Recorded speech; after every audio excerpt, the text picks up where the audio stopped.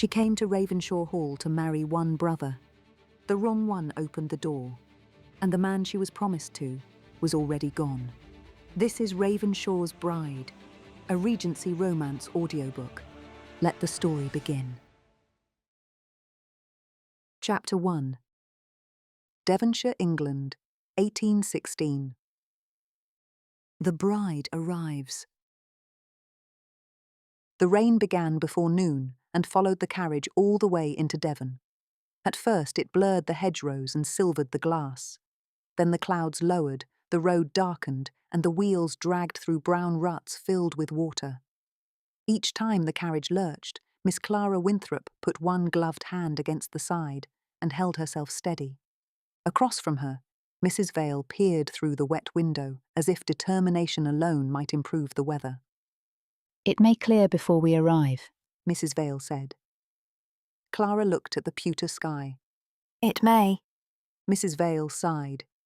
She was a soft, kindly woman in her late 40s, with brown eyes and silver-touched, light brown hair beneath her bonnet. She was not Clara's maid by right, for Clara owned very little that required one. Mrs. Vale belonged to the household of Clara's uncle, Mr. Penrose, and usually attended Mrs. Penrose. She had been sent on this journey because even her uncle understood that a young lady could not be delivered to her future husband like a trunk. She had done all she could, which was to sit beside Clara, warm her hands when the carriage grew cold, and speak hopefully when hope itself seemed thin. But her uncle had made the matter plain. A young lady without fortune could not afford to be particular. Mr. Ravenshaw was of good family, the match was respectable, and the wedding was to take place within a fortnight. Her uncle had business in Bristol and could not spare several days to escort a niece already old enough, as he put it, to know her duty. Her uncle had approved Mr. Ravenshaw's offer with surprising readiness. If there had been talk of settlements between the gentlemen, Clara had never heard it. She had only known that she was to go to Ravenshaw Hall and be grateful. At 22, Clara was old enough to know that a young woman without fortune was not encouraged to be particular, but not old enough to feel resigned to it. Mrs. Vale would see Clara safely arrived. Lady Ravenshaw would manage the arrangements, and Clara was expected to make no difficulty. She had grown very tired of being expected to feel fortunate whenever someone else decided what was best for her. She looked down at her gloves. They had once been cream-kid, but the fingertips were mended. Her travelling dress was deep blue wool beneath a dark pelisse, neat and becoming, though not new. Her dark chestnut hair was pinned back beneath her bonnet. Her face was oval, with fine cheekbones, a straight nose, and warm hazel eyes that noticed more than she said. Mrs. Vale patted her hand. "Mr. Ravenshaw was very attentive in London. "Yes, And handsome. indeed." And he wrote so pleasantly." Clara looked at the rain-streaked fields. "A man may write pleasantly without being kind." Mrs. Vale's face softened with distress. "Do you think he is not kind?" "I do not know him well enough to think anything with confidence." "But you liked him." Clara had liked Julian Ravenshaw's ease, his graceful manners, and the dance he had asked for when other gentlemen forgot her. "I liked that he was civil to me," Clara said. "That seemed no small recommendation." Mrs. Vale looked down at her lap. Clara had not accepted Julian because she was in love. She had accepted because her parents were dead. Her uncle wanted her settled elsewhere. And Julian had seemed to offer the one thing she could not ask for openly: a place to belong. Still, one small hope had survived the journey. Clara did not expect devotion. She hoped only that, behind closed doors and away from polite company, Julian might prove kind. The carriage slowed. Clara drew aside the curtain and saw iron gates rising between stone pillars blackened by weather.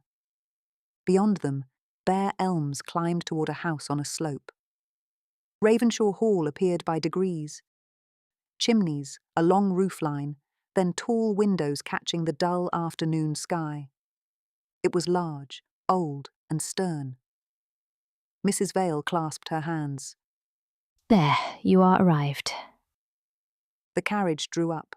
A footman came down with an umbrella. Behind him, the front door stood open, throwing warm light onto the wet stone. A gentleman waited there. For one foolish instant, Clara thought it must be Julian. Then she saw him clearly. This man was taller, broader, and dressed with a severity Julian had never shown in London. His black coat was plain and well cut, his dark brown hair brushed back from a strong forehead. His face was handsome, but not in Julian's easy way. His features were strong and serious, with high cheekbones, a firm jaw, and steady blue eyes. Not welcoming. Mrs. Vale leaned nearer, her voice scarcely above the rain. That is not Mr. Julian, miss. No, Clara said, keeping her eyes on the gentleman in the doorway. it is not. The footman opened the carriage door, and rain blew cold against Clara's cheeks. The gentleman descended the steps without haste. Miss Winthrop. He said. His voice was low, controlled, and entirely without warmth. Clara gathered her composure before she stepped down. Yes, my lord. He bowed. Ravenshaw. Not Mr. Ravenshaw, not Julian. Lord Ravenshaw. Mrs. Vale climbed down after her, and Lord Ravenshaw acknowledged her with a bow before turning back to Clara. Clara looked past him toward the open doorway. No familiar figure waited there, no easy smile, no outstretched hand from the man she had come to marry. Lord Ravenshaw must have understood what she was seeking. My brother is not at home. He said. Clara waited for a reason, a message, an apology. None came. Did he expect us today? She asked. He was informed. Mrs. Vale made a distressed sound. Heat rose in Clara's face. She stood in the rain outside the house where she had been sent to marry a man who had not troubled to appear. Then perhaps he was detained, She said. Perhaps. There was knowledge in that single word. Not enough to accuse, but enough to wound. Clara lifted her chin. In that case, my lord, we must be grateful that someone remembered we were coming. For the first time, Lord Ravenshaw's expression changed. His eyes sharpened as though he had found something beneath her damp bonnet that he had not expected. Mrs. Vale whispered, Clara. Lord Ravenshaw stepped back. Forgive me. You have had a long journey. Please, come in. Clara entered Ravenshaw Hall with rain on her hem and her throat too tight for speech. The entrance hall was high and dim, paved in dark stone and hung with portraits. A few candles touched carved oak, a marble-topped table, and silver candlesticks polished thin at the edges. The house had grandeur, but it did not have ease. A maid came for Clara's bonnet and pelisse, glancing first at Lord Ravenshaw before touching the damp ribbons. Lord Ravenshaw removed his gloves and handed them to the butler. I have ordered fires in your rooms. My mother asks that you take a little time to warm yourselves. She will receive you in the drawing-room before dinner. Thank you, my lord, Clara said. Mrs. Vale's hand tightened around her reticule. Mr. Penrose instructed me to return as soon as Miss Winthrop was safely arrived. I am to travel back tomorrow morning, if the roads permit. Clara turned to her. Tomorrow morning? Mrs. Vale's face creased with apology. Yes, miss. Those were my orders. Clara understood now. She had thought the maid might remain until the wedding, or at least until Clara had learned the house and the people in it. Instead, Mrs. Vale would leave in the morning and Clara would be alone at Ravenshaw Hall. A footman carried Clara's trunk up the staircase. Delivered, then. That was the word for it. Clara removed her gloves slowly and handed them to the maid. Then she turned back to Lord Ravenshaw. I shall be grateful for a fire. After that, I hope Lady Ravenshaw may be able to tell us what arrangements have been made for the wedding. Lord Ravenshaw inclined his head.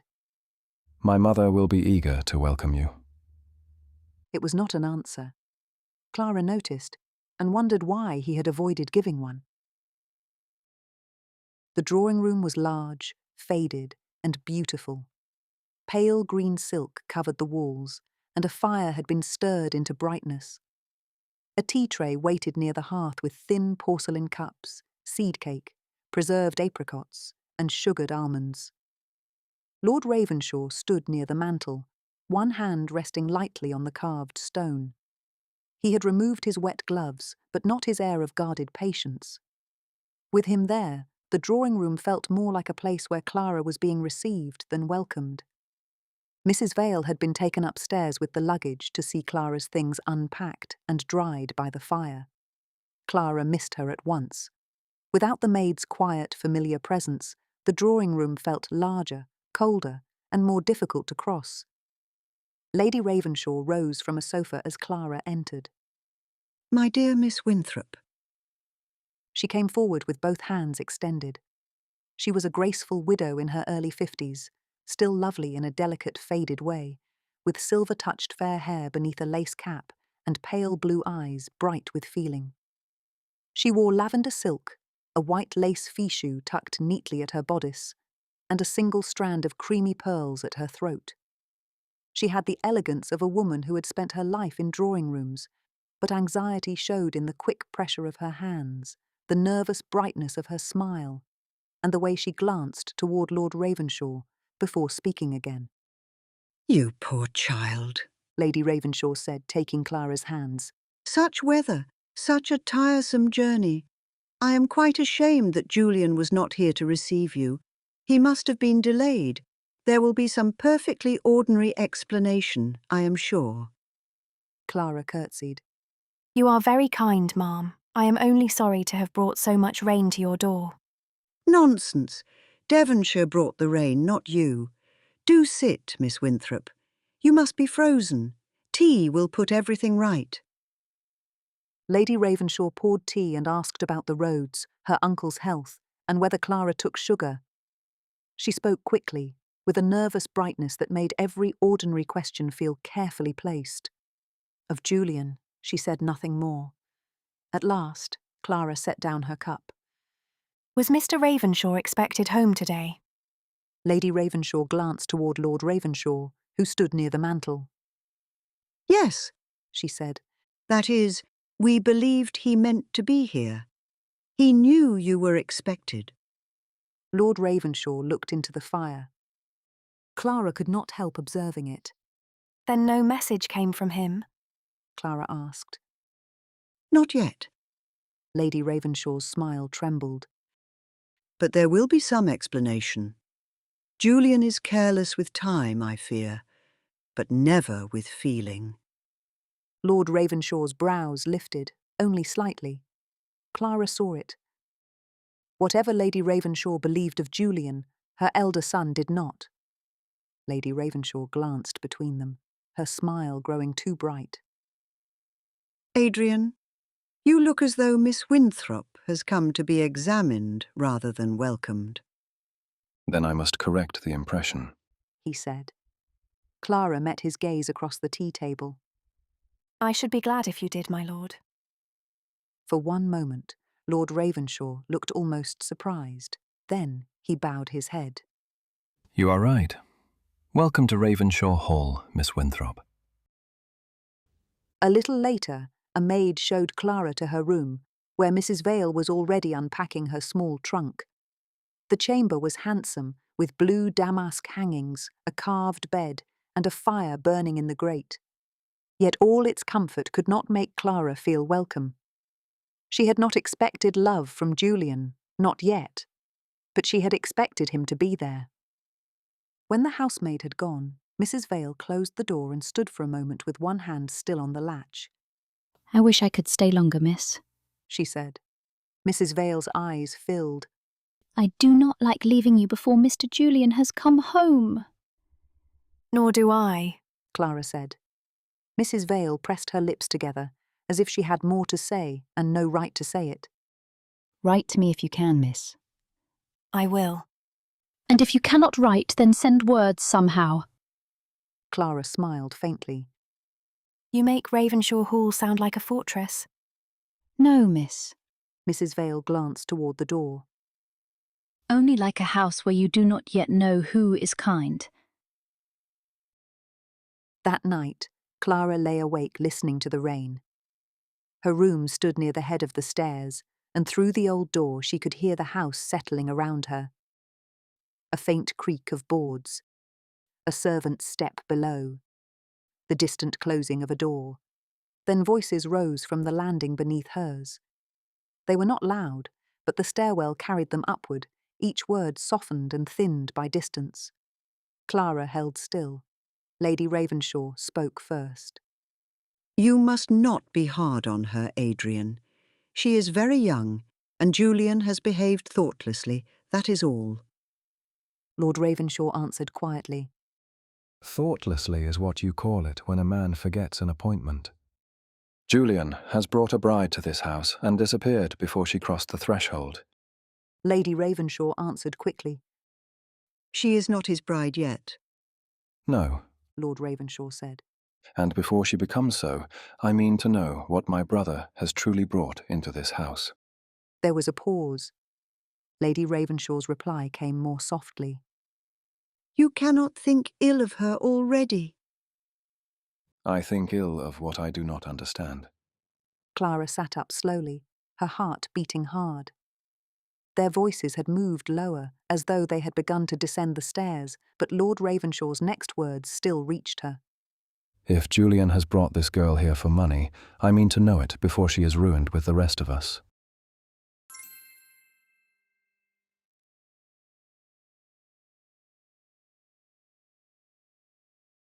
Chapter 2. An empty chair. Clara woke to a grey morning and, for one quiet moment, did not remember where she was. The bed was higher than the one at her uncle's house, the curtains heavier, the air colder beyond the blankets. Rain tapped at the window in small, patient strokes. When she opened her eyes, she saw blue damask hangings, faded at the folds where sunlight had found them year after year, and the post of a bed, too grand for comfort. Then she remembered Ravenshaw Hall. Julian absent, Lord Ravenshaw's voice in the stairwell. If Julian has brought this girl here for money, I mean to know it before she is ruined with the rest of us. Clara sat up slowly. The fire had been laid again, but not generously. A few coals glowed beneath narrow sticks of wood, enough to warm the grate without wasting fuel. On the dressing table stood a pair of silver-backed brushes, their pattern nearly worn smooth from polishing. The washstand was clean, the linen fresh, and the blue curtains had once been fine, though the edges were faded and one corner had been carefully mended. Nothing was neglected. Nothing was new. Mrs. Vale entered after a light tap, carrying a can of hot water wrapped in a cloth. Good morning, miss. Clara smiled, though the sight of her made her throat tighten. Good morning, Mrs. Vale. The maid set down the water and went at once to the trunk. She moved briskly, folding Clara's blue travelling gown over one arm, lifting out a morning dress of pale, sprigged muslin, and setting it beside the fire to soften the creases. She was doing everything with unusual attention. Clara watched her fuss over the muslin with more care than it needed. You are very determined that I shall look presentable when you are gone. Mrs. Vale's hands paused. I should like to leave you looking cared for, miss. Clara tried to smile. You must not look so sorrowful, or I shall disgrace us both before breakfast. Mrs. Vale pressed her lips together and resumed her work. Then I shall look very cheerful indeed. Clara's smile softened. That would be a greater falsehood than either of us can manage. The maid gave a soft, unwilling laugh, and for a moment the room felt less strange. There was another tap at the door. A housemaid entered with a small curtsy and a tray of chocolate, rolls, and thin slices of cold ham. She set the tray near the fire, then glanced toward the window. The rain is lighter than yesterday, at least. Yes, Clara said. Perhaps Mr. Julian will have better roads today. The maid looked up too quickly. Mrs. Vale's hands stilled over the muslin. Clara noticed both movements. Was Mr. Julian expected yesterday? The maid flushed. No, miss. 3 days ago. 3 days ago. Yes, miss, I beg your pardon. I thought you knew. Clara looked toward the window, where the rain blurred the gardens into a wash of grey and green. No, I did not know. After Mrs. Vale left, Clara remained in the blue room until the sound of carriage wheels had faded down the wet drive. She did not go to the window to watch. She had already said goodbye, and if she watched Mrs. Vale disappear down the drive, she was not certain she could keep her composure. At 11:30, a maid came to say that Lady Ravenshaw would be pleased to receive Miss Winthrop downstairs whenever she wished to come. The message was courteous. It was also vague enough to leave Clara uncertain whether she was being invited, summoned, or simply allowed to leave her room. Clara chose to go down. Ravenshaw Hall looked different by day. The entrance hall was still handsome, but the morning light showed what candlelight had hidden. A strip of carpet near the stairs had been turned so the frayed edge faced the wall. The flowers in a great china bowl had been rearranged carefully, the freshest blooms brought forward, and the brown-edged leaves hidden behind them. Clara followed the steady tick of a clock through the quiet hall and came to a small room with its door left ajar. It looked like the sort of chamber where a family might pass the morning, worn but still graceful, with chairs drawn near the hearth and windows looking over a rain-dimmed lawn. Beads of water clung to the bare shrubs beyond. A writing desk stood near the window, its surface crowded with sealed letters, an open account book, and a paper knife with a worn ivory handle. Beside it lay a list of household expenses, written in a strong, sloping hand. Clara did not mean to read it. She saw only fragments before she turned away. Candles, coal, wages, repairs to the north roof. One phrase caught her eye: repairs deferred. She looked away at once. Does it interest you? The voice came from the doorway behind her. Clara turned quickly. Lord Ravenshaw stood there in a dark morning coat, a plain waistcoat, and a clean white cravat. Daylight had not softened him. His dark hair was brushed back, though one wave near his temple had already loosened. His blue eyes moved from Clara to the desk and back again. I beg your pardon. I was looking for Lady Ravenshaw. In my account book. The colour rose in Clara's face. No, my lord. I was looking for your mother. I came into this room by mistake and turned away as soon as I saw what lay on the desk. Did you? He asked it quietly, which made the accusation harder to answer. Clara held herself still. You may dislike my presence here, Lord Ravenshaw. You may even suspect my motives, though I do not know what I have done to earn that suspicion. But I have no wish to steal family secrets from a writing desk. His expression changed only a little, but she saw that the rebuke had reached him. I spoke too sharply. He said. Indeed you did. Clara replied. Outside, rain slid down the window in bright, crooked lines. Lord Ravenshaw stepped farther into the room, but he did not approach her. My mother is in the breakfast parlour. I will show you the way. Thank you. He glanced once toward the open account book, then closed it. Clara should have let him take her to Lady Ravenshaw without another word. Instead, she said, Your brother was expected 3 days ago. Lord Ravenshaw's hand paused on the book. Who told you that? He asked. A housemaid. She thought I knew. I see. Clara studied his face. Do you? His gaze returned to her. More than I wish to. The answer chilled her. Then you know why he has not come. No. Lord Ravenshaw said. The word was plain, and she believed it. But you are not surprised. Lord Ravenshaw's mouth tightened. No, Miss Winthrop, I am not. Clara looked away first. Surprise might have meant misunderstanding. His certainty suggested something worse. Then please take me to Lady Ravenshaw, my lord. I have had enough surprises for one morning. For a moment he said nothing. Then he opened the door and stood aside. By evening the rain had thinned to mist, but Ravenshaw Hall still felt cold. Lady Ravenshaw spent the afternoon trying, with anxious kindness, to keep Clara occupied. She showed Clara the small conservatory, apologised for the chill in the gallery, praised the view from the south windows, and spoke of Julian again and again, as if his name could fill the silence he had left. Once she said, Julian is very fond of music. A little later she added, He always liked this room best in summer.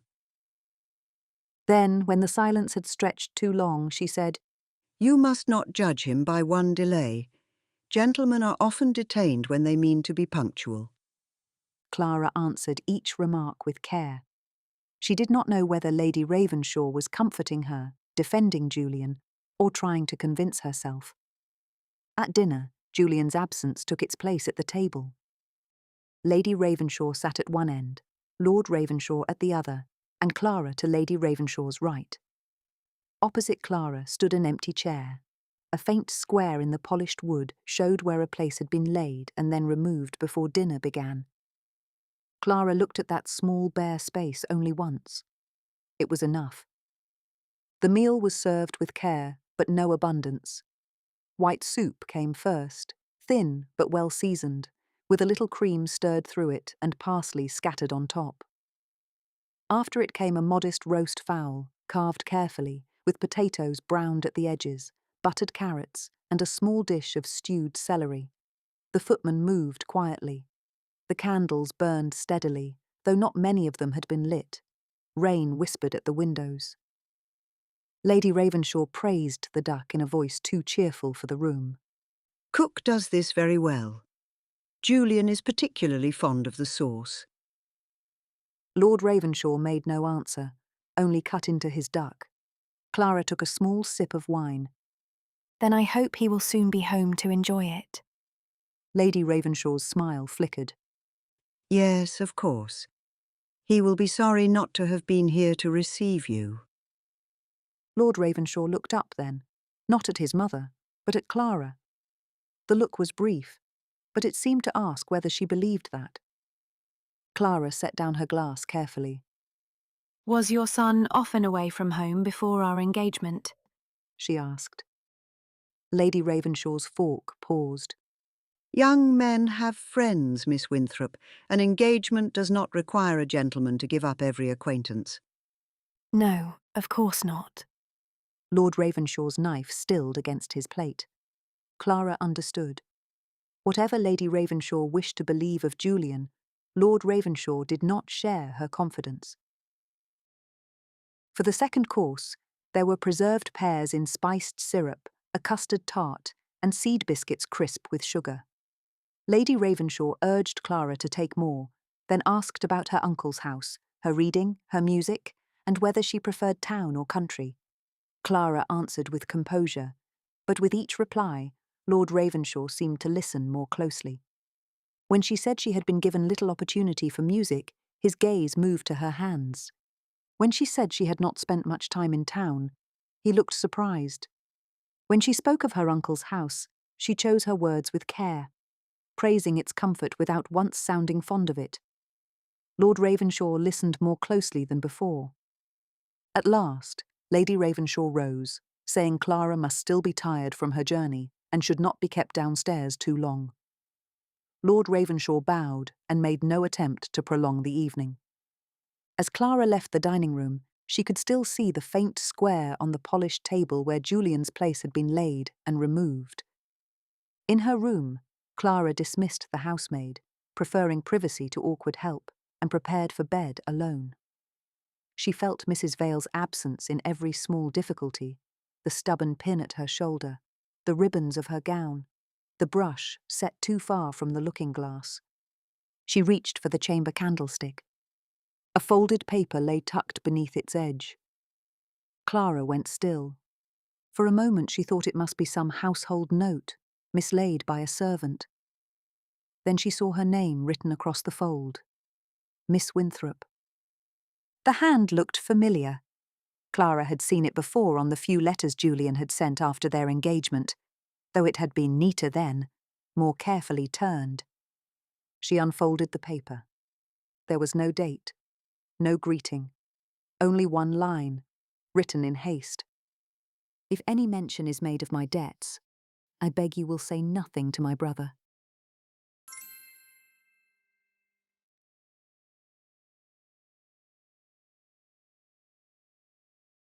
Chapter 3. A Useful Lie.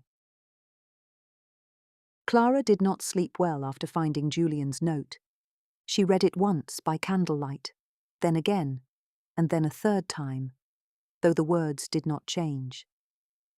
If any mention is made of my debts, I beg you will say nothing to my brother.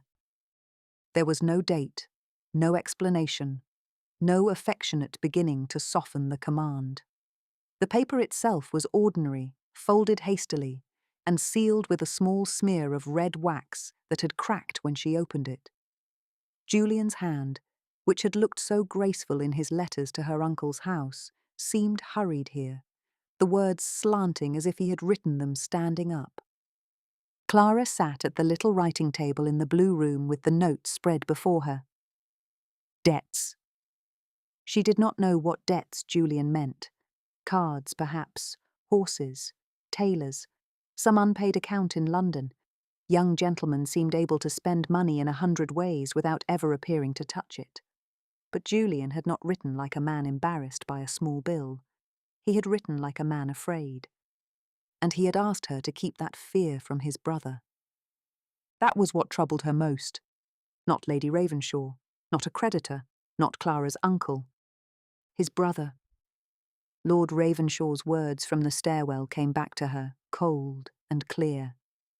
If Julian has brought this girl here for money, I mean to know it before she is ruined with the rest of us.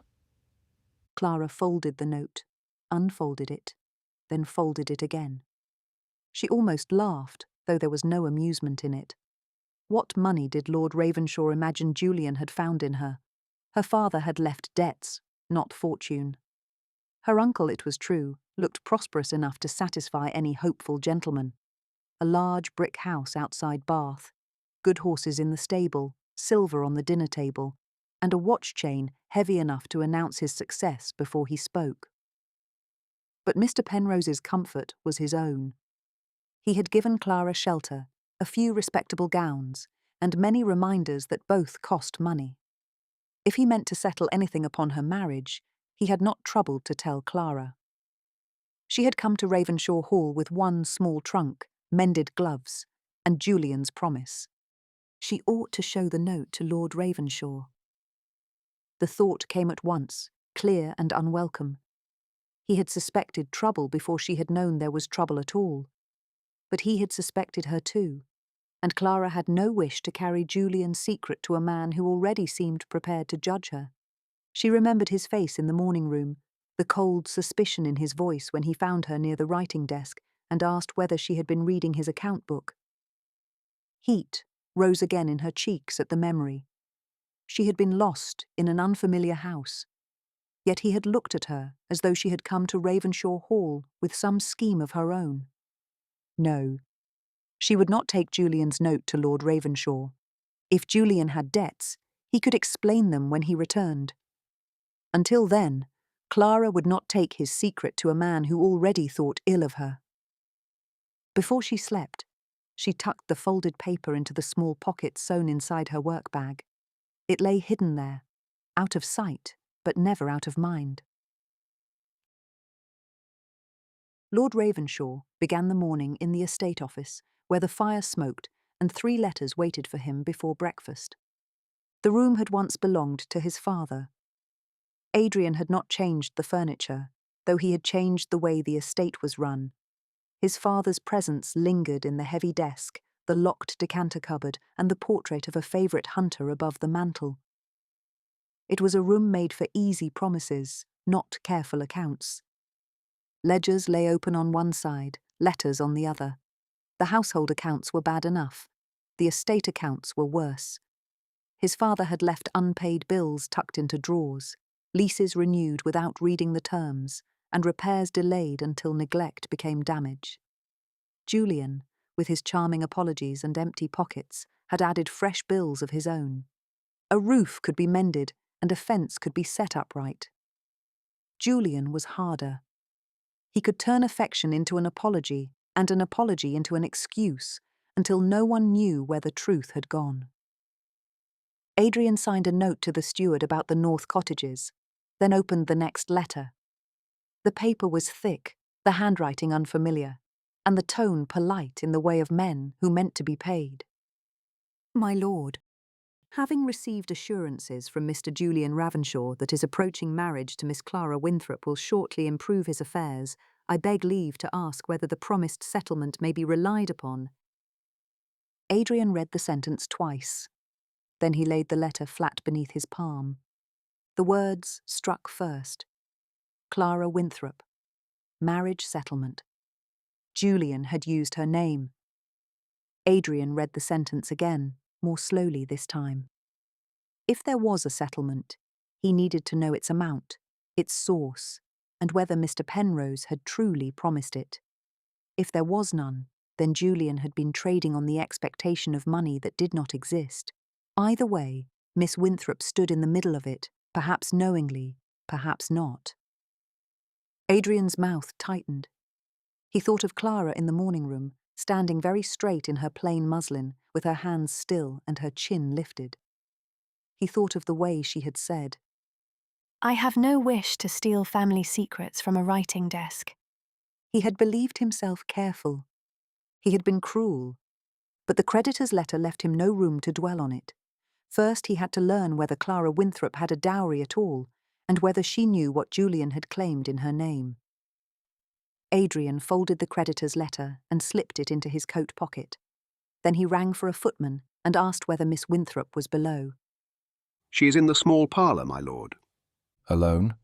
Yes, my lord. Adrian looked once toward the ledgers spread across the desk. Figures could wait. A woman's reputation could not. Clara was in the small parlour with a piece of sewing she had not touched. The room was warmer than the blue chamber, with a low fire, a faded rose carpet, and a work table near the window. Lady Ravenshaw had gone away with paper and pen in hand. Clara suspected she had gone to wait for Julian somewhere else, where no one would see how often she listened for the door. Clara held her needle, but her thoughts were with the folded note in her work-bag. She heard Lord Ravenshaw before she saw him. His step paused outside the door. Then he entered with a purpose already formed. Miss Winthrop. Clara rose. My lord. He bowed, but there was no ease in it. I must ask you a question. Then I hope it will be a civil one. His jaw tightened. I shall attempt it. He drew a folded letter from his coat. What do you know of my brother's debts? Clara's hand closed over the back of the chair. Very little. Very little is not nothing. No, it is not. Then you knew there were debts. She thought of Julian's note hidden in her work-bag. Her silence lasted too long, and Lord Ravenshaw saw it. His voice grew colder. Miss Winthrop, this is no time for delicacy. If my brother has spoken to you of money, I must know what was said. He has not spoken to me of money. Lord Ravenshaw watched her face. But there is something you have not told me. Clara's colour rose. That is not your affair. If it concerns my brother's debts, it is very much my affair. If something was given to me in confidence, my lord, it is not yours to demand. They stood facing one another across the small parlour, the fire crackling behind her. Clara knew she should give him the note and be done with it, but he had wounded her pride once already, and she would not yield simply because he commanded it. Lord Ravenshaw unfolded the creditor's letter. My brother has informed at least one man in London that his marriage to you will shortly settle his affairs. The creditor asks whether the promised settlement may be relied upon. Clara stared at him. For a moment she could not make sense of the words. My marriage settlement. Yes. I know of no marriage settlement. His eyes sharpened. You know of none. No one has told me there is one. That is not the same thing. Clara straightened. You believe I would conceal it? I believe Julian seldom invents a useful lie from nothing. Then perhaps he mistook my uncle's comfort for my fortune. I never gave him reason to believe the money was mine. Lord Ravenshaw's gaze held hers. Your uncle, Mr. Penrose, is a wealthy man. His fortune is not mine, Clara said. Her voice shook despite every effort to steady it. If there is money attached to my name, my lord, no one has had the courtesy to tell me of it. The anger left his face so quickly that she almost wished it had remained. Anger, she could answer. Pity was harder to bear. Clara continued before he could speak. I came here because your brother asked me to marry him, and my uncle approved the match. I was not told that Julian had debts. I was told it was respectable, sensible, and fortunate. I was not told that my name was being used in London. I was not told that I would arrive to find my bridegroom gone and his brother ready to judge me for a lie I had not even known was being told. Lord Ravenshaw looked at the letter in his hand, then folded it slowly. Miss Winthrop, He said more quietly. if you know anything more, I must ask you to tell me. Clara's first instinct was refusal. She had not forgiven his suspicion. She had not forgotten the morning room, the account book, or the coldness with which he had received her. But Julian had told a creditor that her marriage would settle his affairs. He had let her come to Ravenshaw Hall while strangers in London counted money she had never been promised. He had made her name useful before he had made her his wife. Her anger found its proper object at last. Without a word, Clara reached into her workbag and took out the folded note. Lord Ravenshaw's gaze moved to the paper, but he did not reach for it. He left it for me in my room. No explanation for his absence. No apology. Only this. She crossed the room and gave him the note. He opened it. She watched him read the single line. If any mention is made of my debts, I beg you will say nothing to my brother. For several moments, Lord Ravenshaw did not speak. Then he folded the paper with great care and held it out to her. Clara took it back. My brother has wronged you. He said quietly. Only when Lord Ravenshaw said it aloud did Clara feel the full shape of the wrong. It was not only embarrassment or disappointment. It was something worse. She had not been chosen. She had been useful. Lord Ravenshaw seemed to see the change in her face. His severity no longer looked like suspicion. It looked like a man holding back anger on her behalf. I am sorry. Clara closed her hand around Julian's note. Do not be sorry yet, my lord. I think your brother has only begun to explain himself.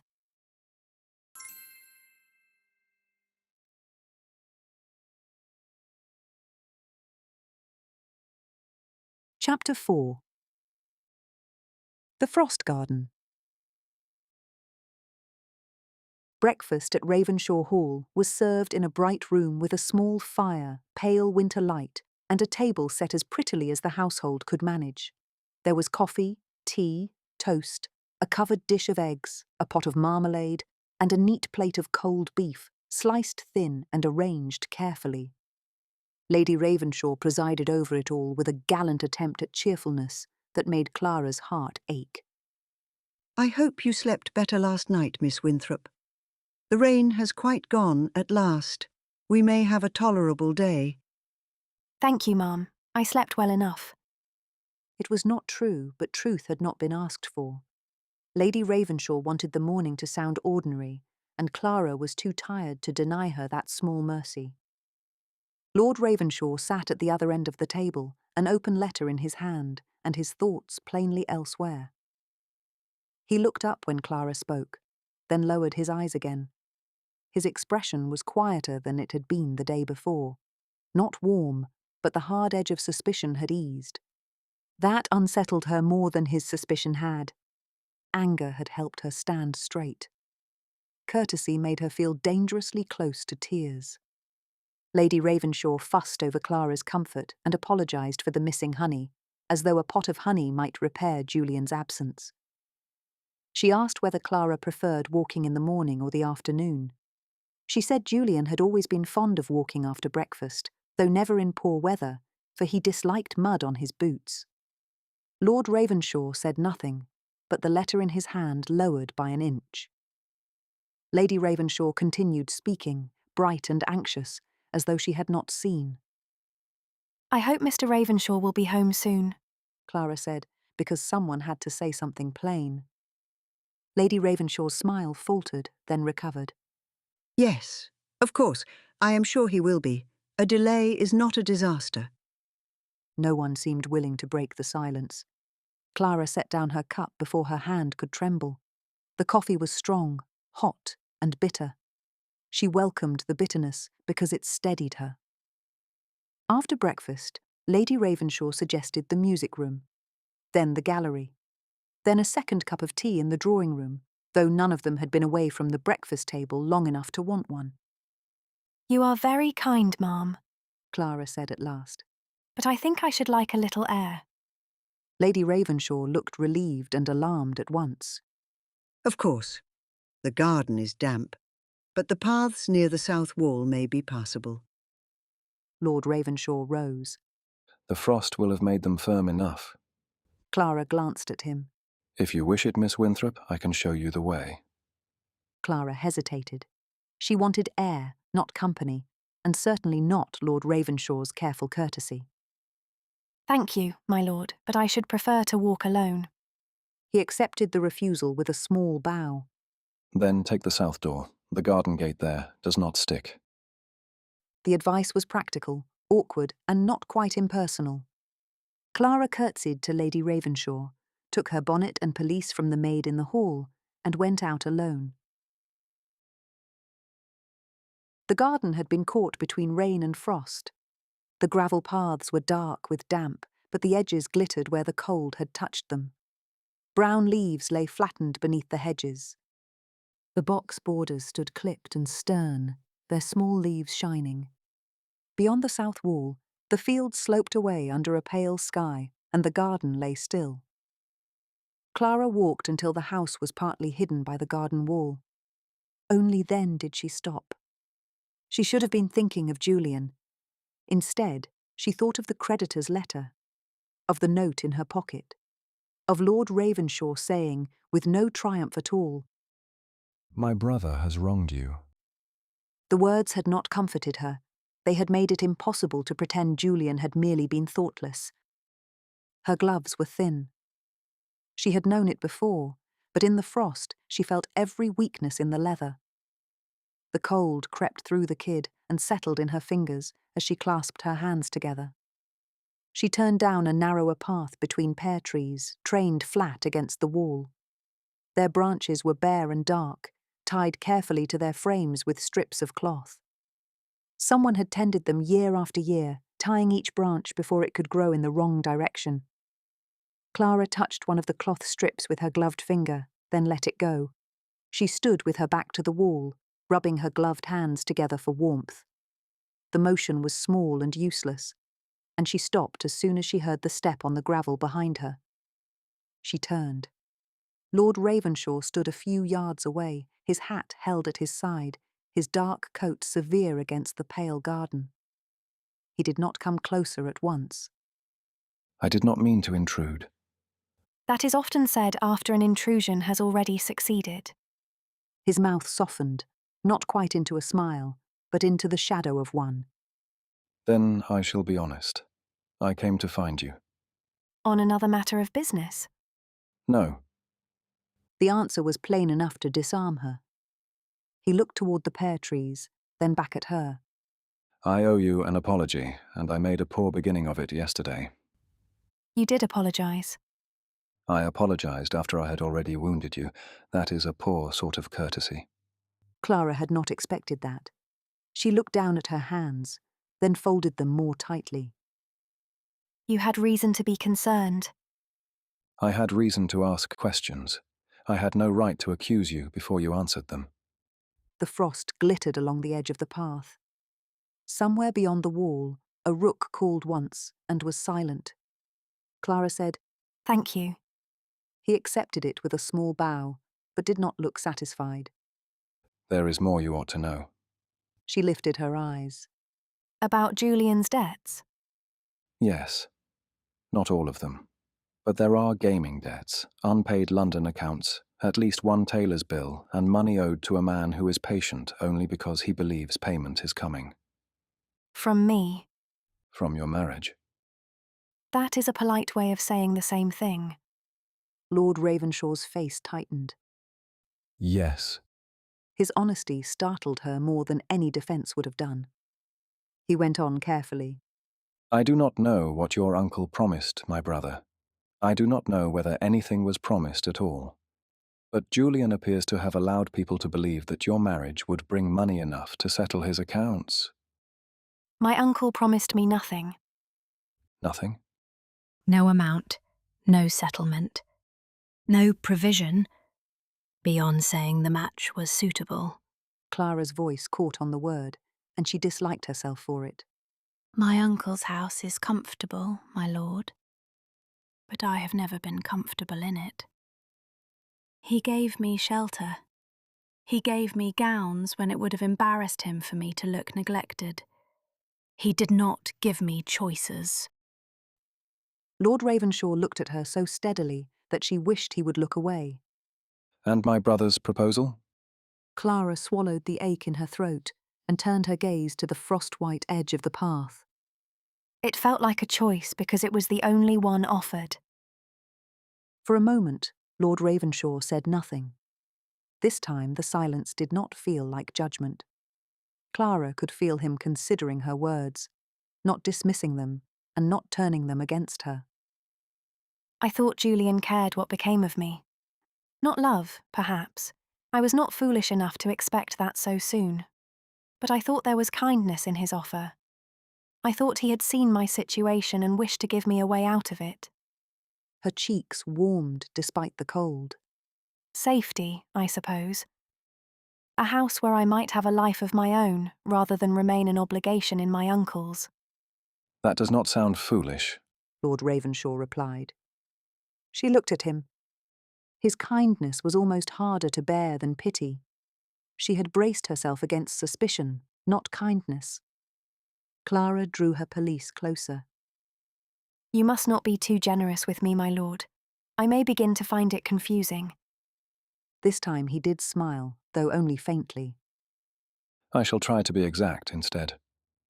I am not sure that is more comforting. No, I have been told it is not. They began to walk back toward the house. Lord Ravenshaw kept beside her, not too near, matching his pace to hers without making a show of it. At the turn in the path, Clara's fingers had grown so cold that she rubbed them together again before she could stop herself. Lord Ravenshaw's gaze dropped briefly to her hands, then returned to the path. He said nothing. At the garden door, he opened the gate that did not stick. There, as promised. A useful talent, my lord. I have several, most of them less agreeable. She stepped inside before he could see how much she wanted to smile. Later, when Clara returned to the blue room to dress for dinner, she found a small parcel on the chair beside the fire. There was no note. Inside was a pair of gloves. They were soft brown kid, lined with wool, plain but new. The stitching was neat, the leather supple, and the lining warm beneath her fingertips. They had not been chosen to flatter a gown or impress a drawing room. They had been chosen to keep her hands warm. Clara held them for a long moment. Then she sat beside the fire with the gloves in her lap and tried very hard not to smile.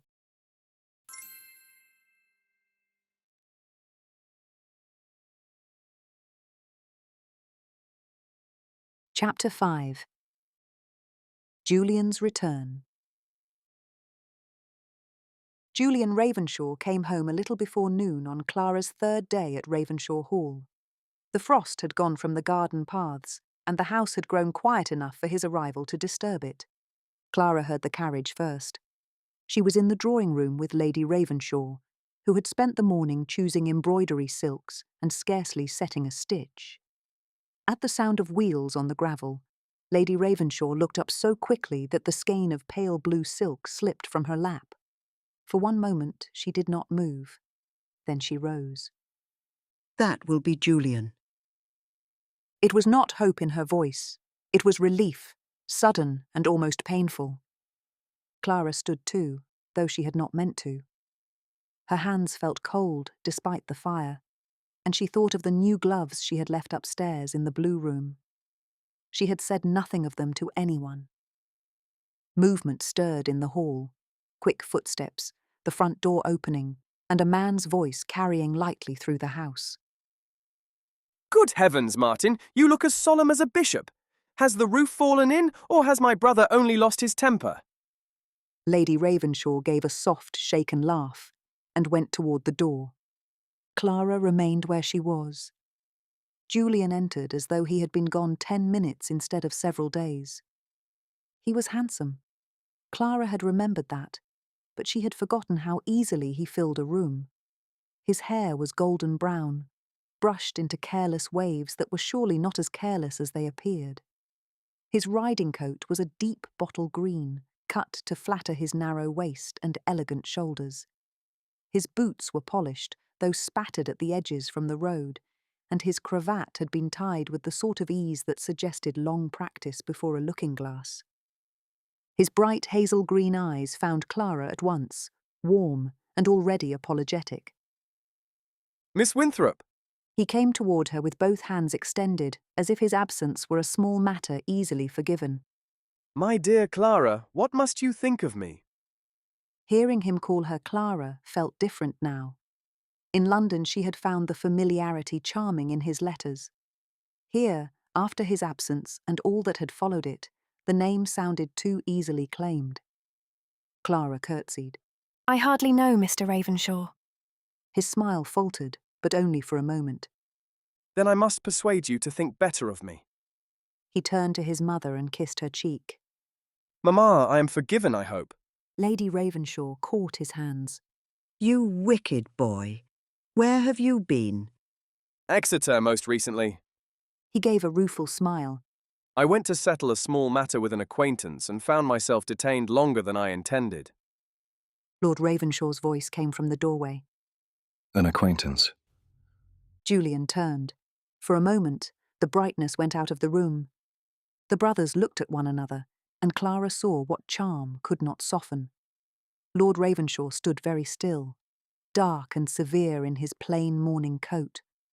Julian looked lighter beside him, brighter and more graceful, as if trouble had always found some way to slide past him. Julian's smile did not move. A creditor, if you must have the ugly word before luncheon. Lady Ravenshaw pressed a hand to her throat. Julian. A trifling business, Mamma. Tiresome, not tragic. He glanced toward Clara, his voice softening. I had hoped to spare Miss Winthrop such dreary matters on her first day here.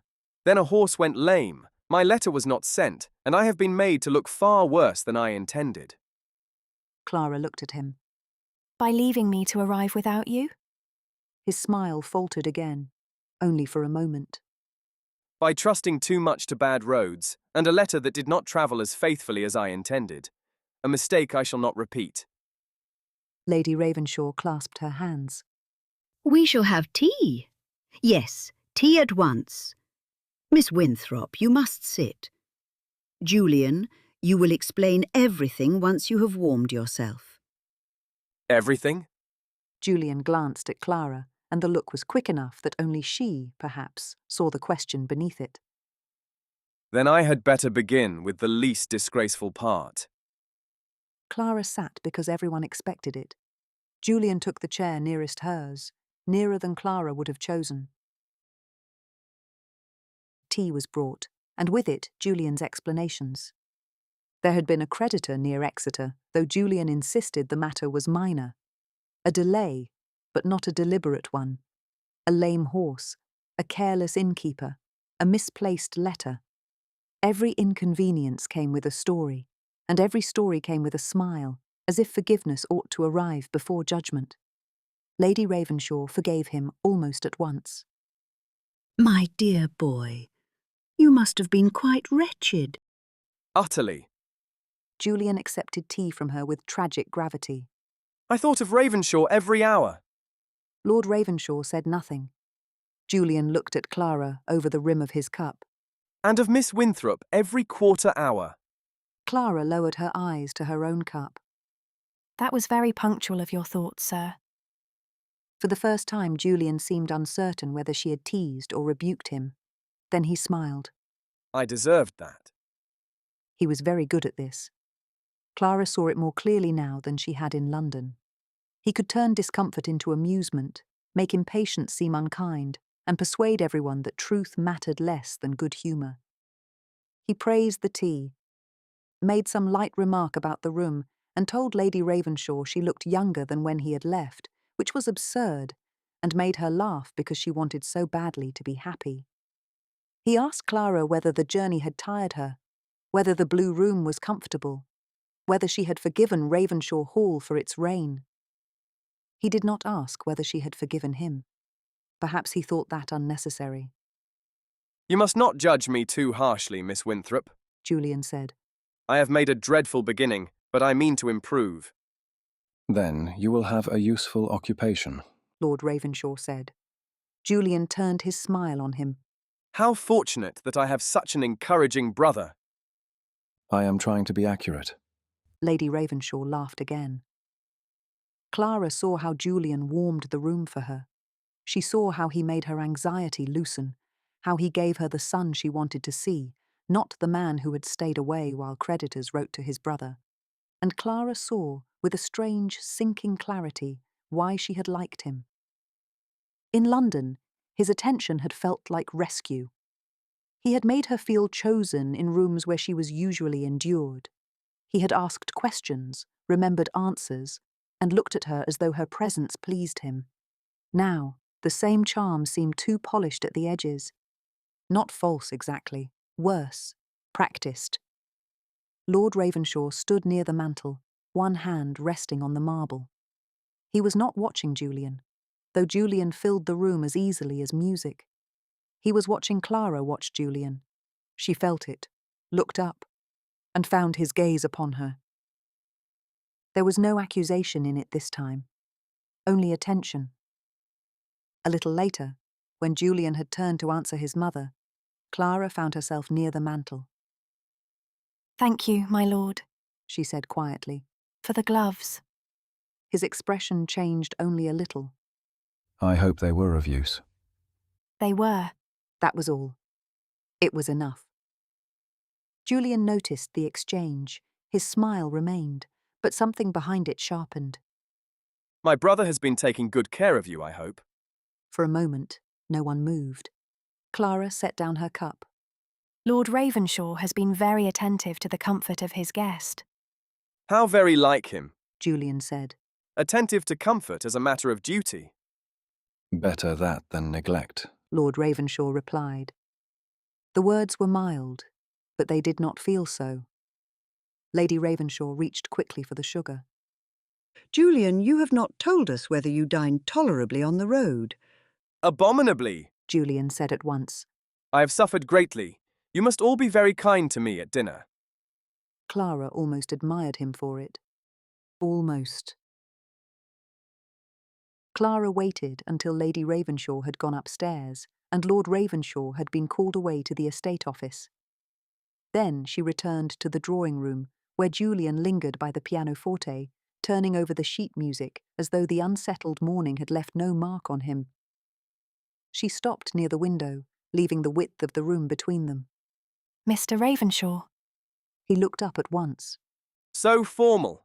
Have I fallen so low? I wish to ask you something. His smile softened.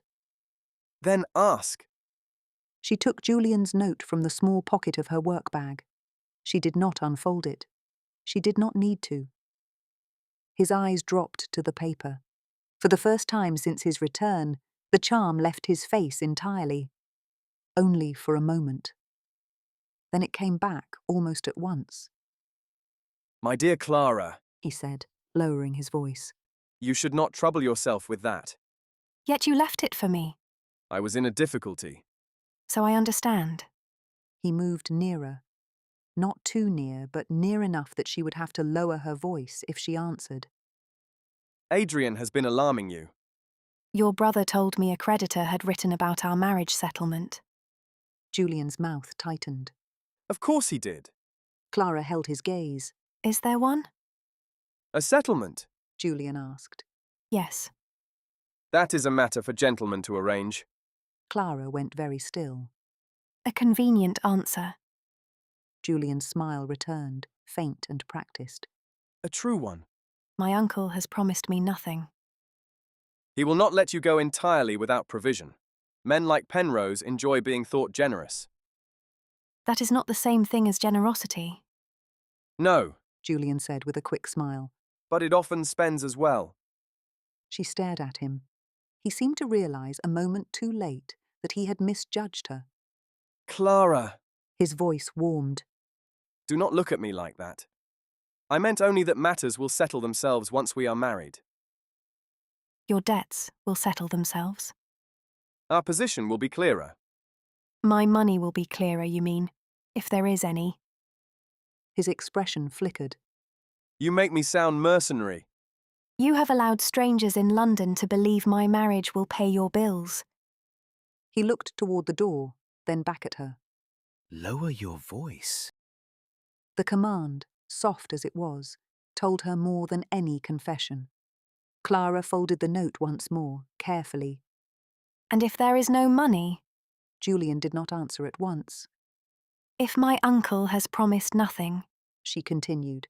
if there is no settlement, no dowry, no rescue waiting in Mr. Penrose's strongbox, what then? Julian's gaze moved briefly to the window, to the garden beyond, to anything but her face. Your uncle is a practical man. That is not an answer. It is the only answer that matters. Once the marriage is sufficiently advanced, he will understand what is required. Clara felt the room grow colder around her. Required? No gentleman wishes his niece to become the subject of talk. She looked at him. For a moment, she did not speak because the meaning was too ugly to touch. You mean, She said at last. that once I had come here, once the neighbourhood knew I was to marry you, my uncle would be too embarrassed to refuse.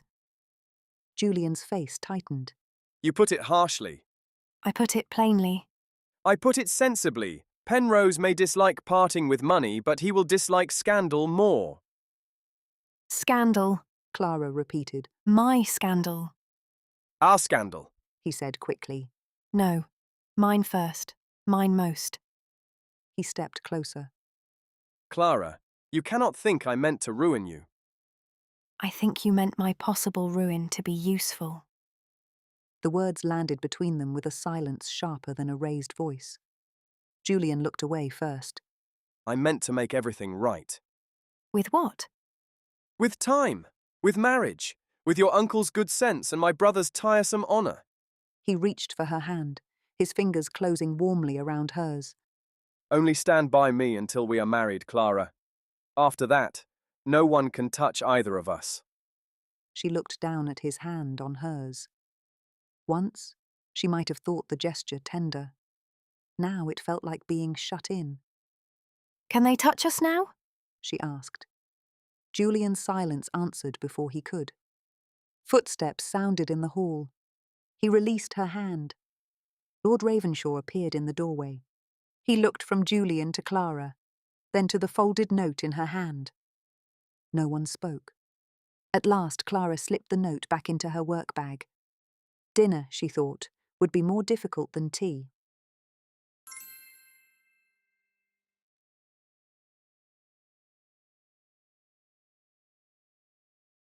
Chapter 6. Lady Marwood calls.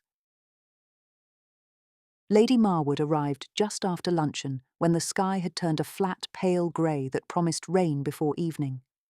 She came in a dark blue carriage, drawn by two stout greys, attended by a solemn groom and a footman who seemed to regard the world with professional disapproval. Lady Ravenshaw saw the carriage from the drawing-room window and drew in a breath she did not quite release. Lady Marwood, she said. Julian, who had been lounging near the fire with a volume of poems he had not opened, looked up. Is she still terrifying? She is very well connected, Lady Ravenshaw replied. Julian smiled faintly. That was not my question, Mamma. Clara folded her hands in her lap. Lord Ravenshaw stood near the writing table, sorting a small stack of letters. At Lady Marwood's name, his expression altered almost imperceptibly. Clara had learned by now that even a slight change in Lord Ravenshaw's face could carry a great deal. We need not receive her long, he said. My dear Adrian, Lady Ravenshaw said. One does not dismiss Lady Marwood as though she were a tradesman with a disputed bill.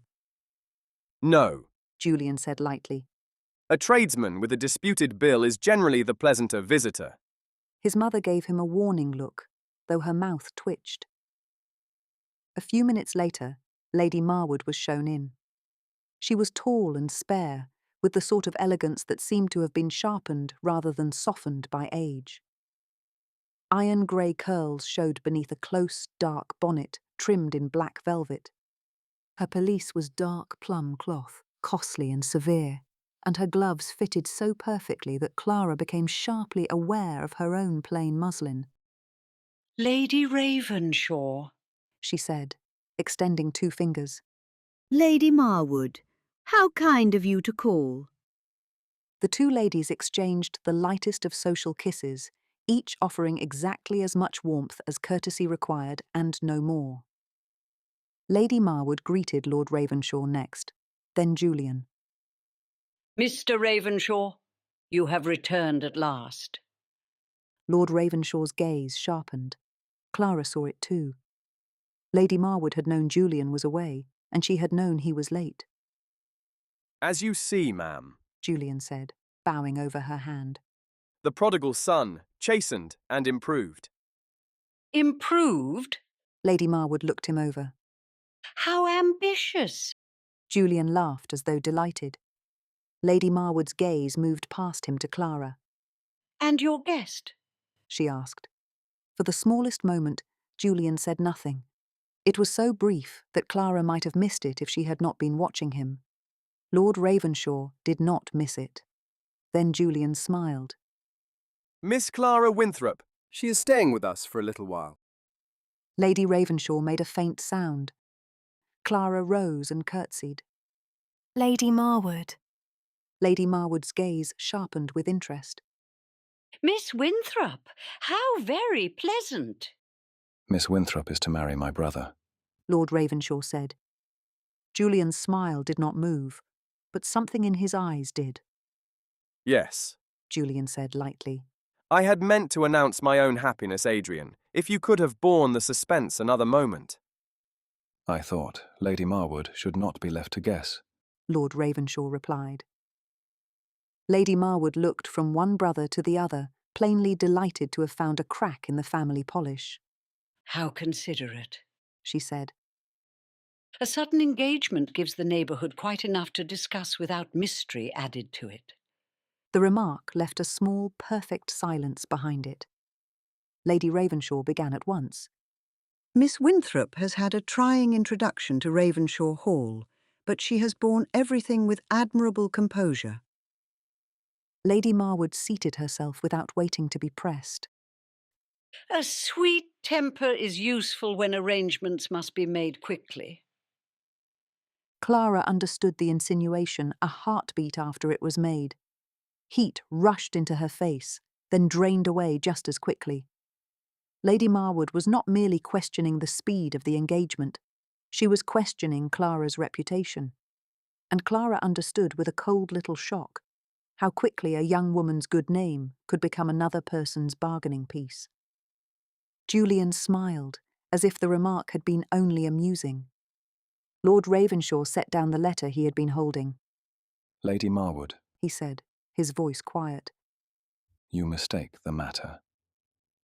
Every face turned toward him. There has been no haste, he continued. Only a delay in making public what should have been announced with proper care. Lady Marwood's smile sharpened. How reassuring. It was meant as a correction. Lord Ravenshaw replied. For a moment, Lady Marwood only looked at him. Then she gave the smallest inclination of her head. I see Ravenshaw Hall is very vigilant on Miss Winthrop's behalf. Only where vigilance is required, Lord Ravenshaw replied. Tea was brought. Lady Ravenshaw spoke too brightly of roads, weather, and the dampness of the season. Lady Marwood accepted a cup, declined sugar, and inspected Clara with the calm thoroughness of a woman examining lace for flaws. I confess, she said. The neighbourhood had not expected to be surprised by a wedding. Ravenshaw Hall is not usually so private in matters of consequence. Julian leaned back in his chair. Then I am pleased to have given the neighbourhood something new to discuss. Lady Marwood turned her attention back to Clara. And your family, Miss Winthrop? My uncle is Mr. Penrose, Clara said. Your uncle? Yes, ma'am. How interesting. And where does Mr. Penrose live? Near Bath. Near Bath, Lady Marwood repeated. A phrase with generous borders. It can be, Clara said quietly. Lady Marwood's smile did not reach her eyes. And does your uncle live comfortably within those borders? Julian reached for his teacup. He did not look at Clara.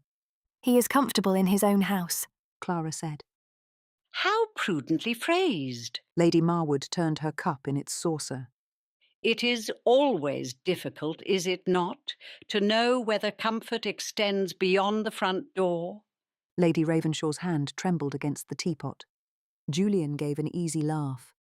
My dear Lady Marwood, you will make Miss Winthrop think the neighbourhood keeps account books on every household. It was graceful. It was amusing. It left the insult untouched. Clara kept her hands folded and her eyes steady, while humiliation burned beneath her calm. I am afraid I cannot tell the neighbourhood whether my uncle's comfort extends to me, Clara said. His money has never been mine to claim. Julian looked down at his teacup. Lord Ravenshaw saw it. Lady Marwood's brows lifted. How candid. Clear answers are often useful, Lord Ravenshaw said. His voice was quiet, but every face turned toward him. Lord Ravenshaw set down the letter he had been holding and crossed to the tea table. Lady Marwood, you must forgive us if Ravenshaw Hall has been remiss in providing the neighbourhood with Miss Winthrop's private circumstances. Lady Marwood looked amused. Private circumstances, Lord Ravenshaw.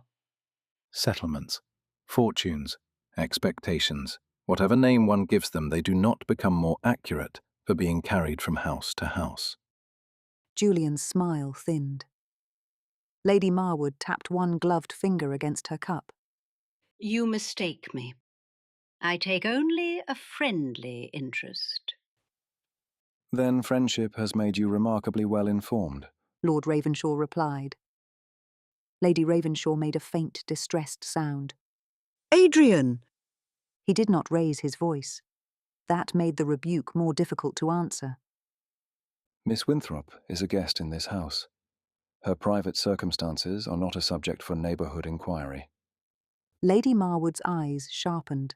Private circumstances? Private, Lord Ravenshaw replied. How protective. And necessary, apparently. A silence followed. Lady Marwood smiled, conceding nothing. Very well. I shall not distress your guest. How kind, Lord Ravenshaw replied. Julian's gaze slipped away from Clara's. A quarter-hour later, Lady Marwood departed with perfect dignity, leaving Clara certain that every word would be repeated in half the neighbourhood before the day was over.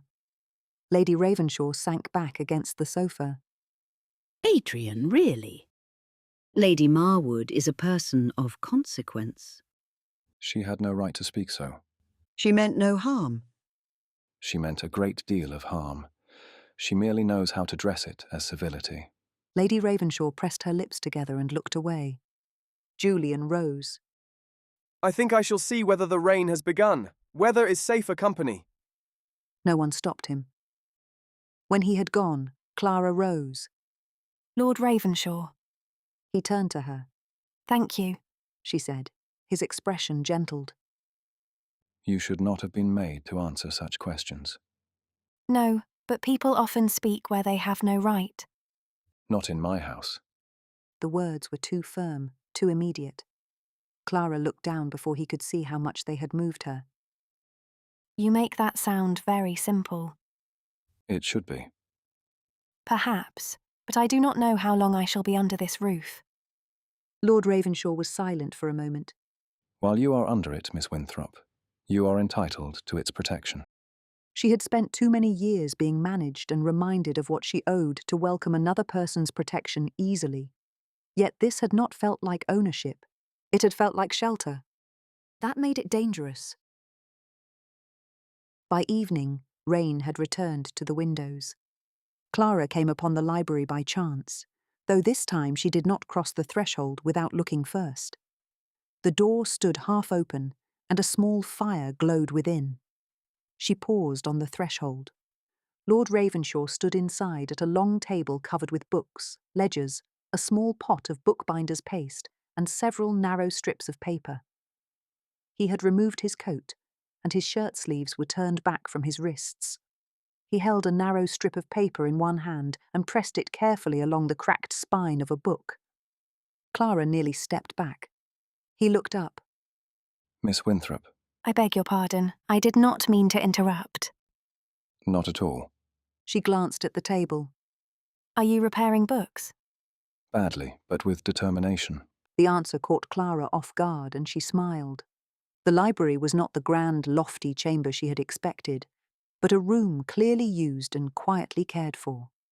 There were tall shelves and a ladder on brass rails, but many of the volumes were worn from use, with cracked leather and faded labels.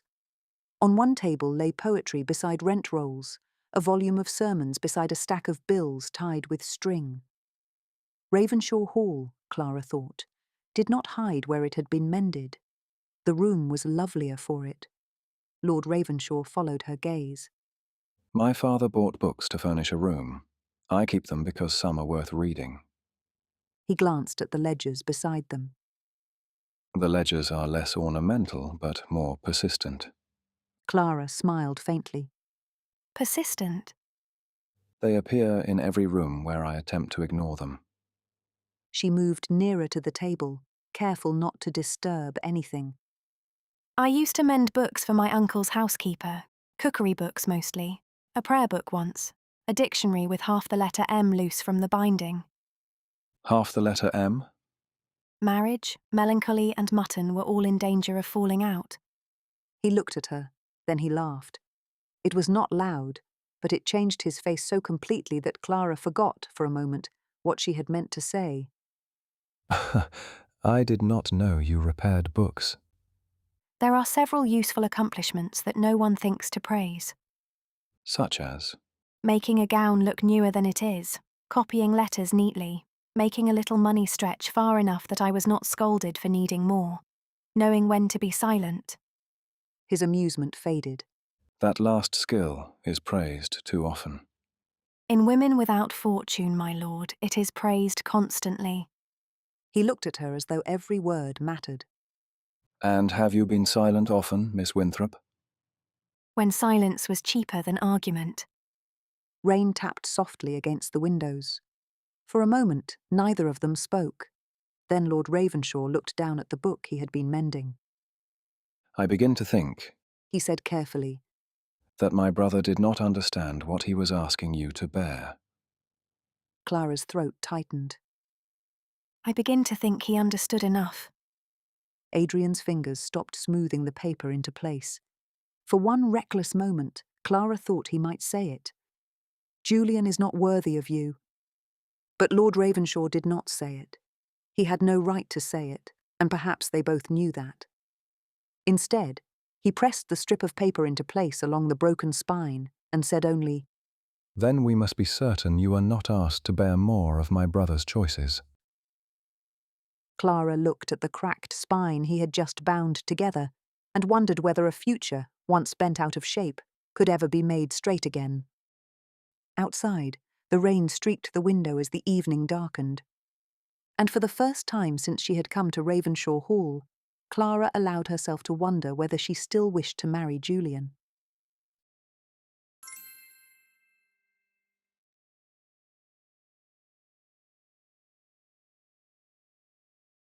Chapter 7.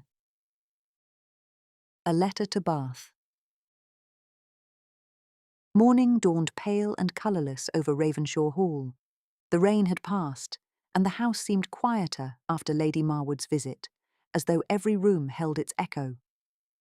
Clara came down after a restless night, tired in body and no steadier in spirit. Julian sat near the fire, newspaper in hand, wearing the easy smile of a man determined that yesterday's unpleasantness should be forgotten. Good morning, Miss Winthrop. Not Clara.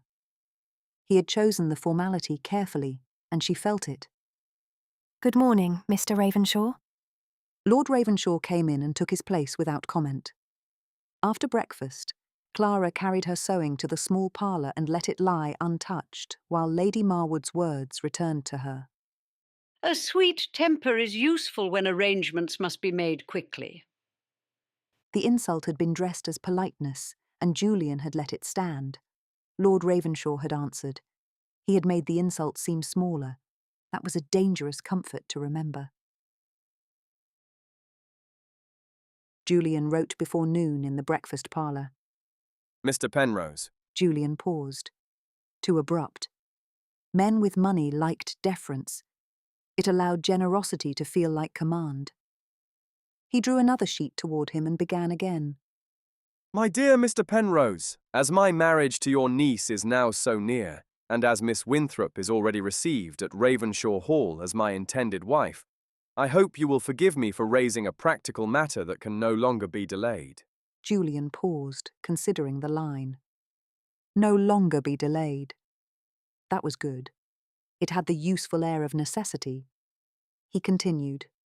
It would be of great assistance to know what settlement you intend to make upon Miss Winthrop, so that all arrangements may proceed with proper clarity and without any unfortunate misunderstanding. You will appreciate, I am sure, that once a young lady has been publicly received in such a position, every party concerned must wish the matter settled respectably. Julian read the last sentence twice. Respectably. It was a good word. Soft enough for a gentleman's letter. Sharp enough for a practical man to understand. He sanded, folded, sealed, and wrote the address. Mr. Edward Penrose, Westbrook Lodge, near Bath, Somerset. Have this sent by express. Julian told the footman. The footman bowed and withdrew. Only when the door closed did Julian's composure slip.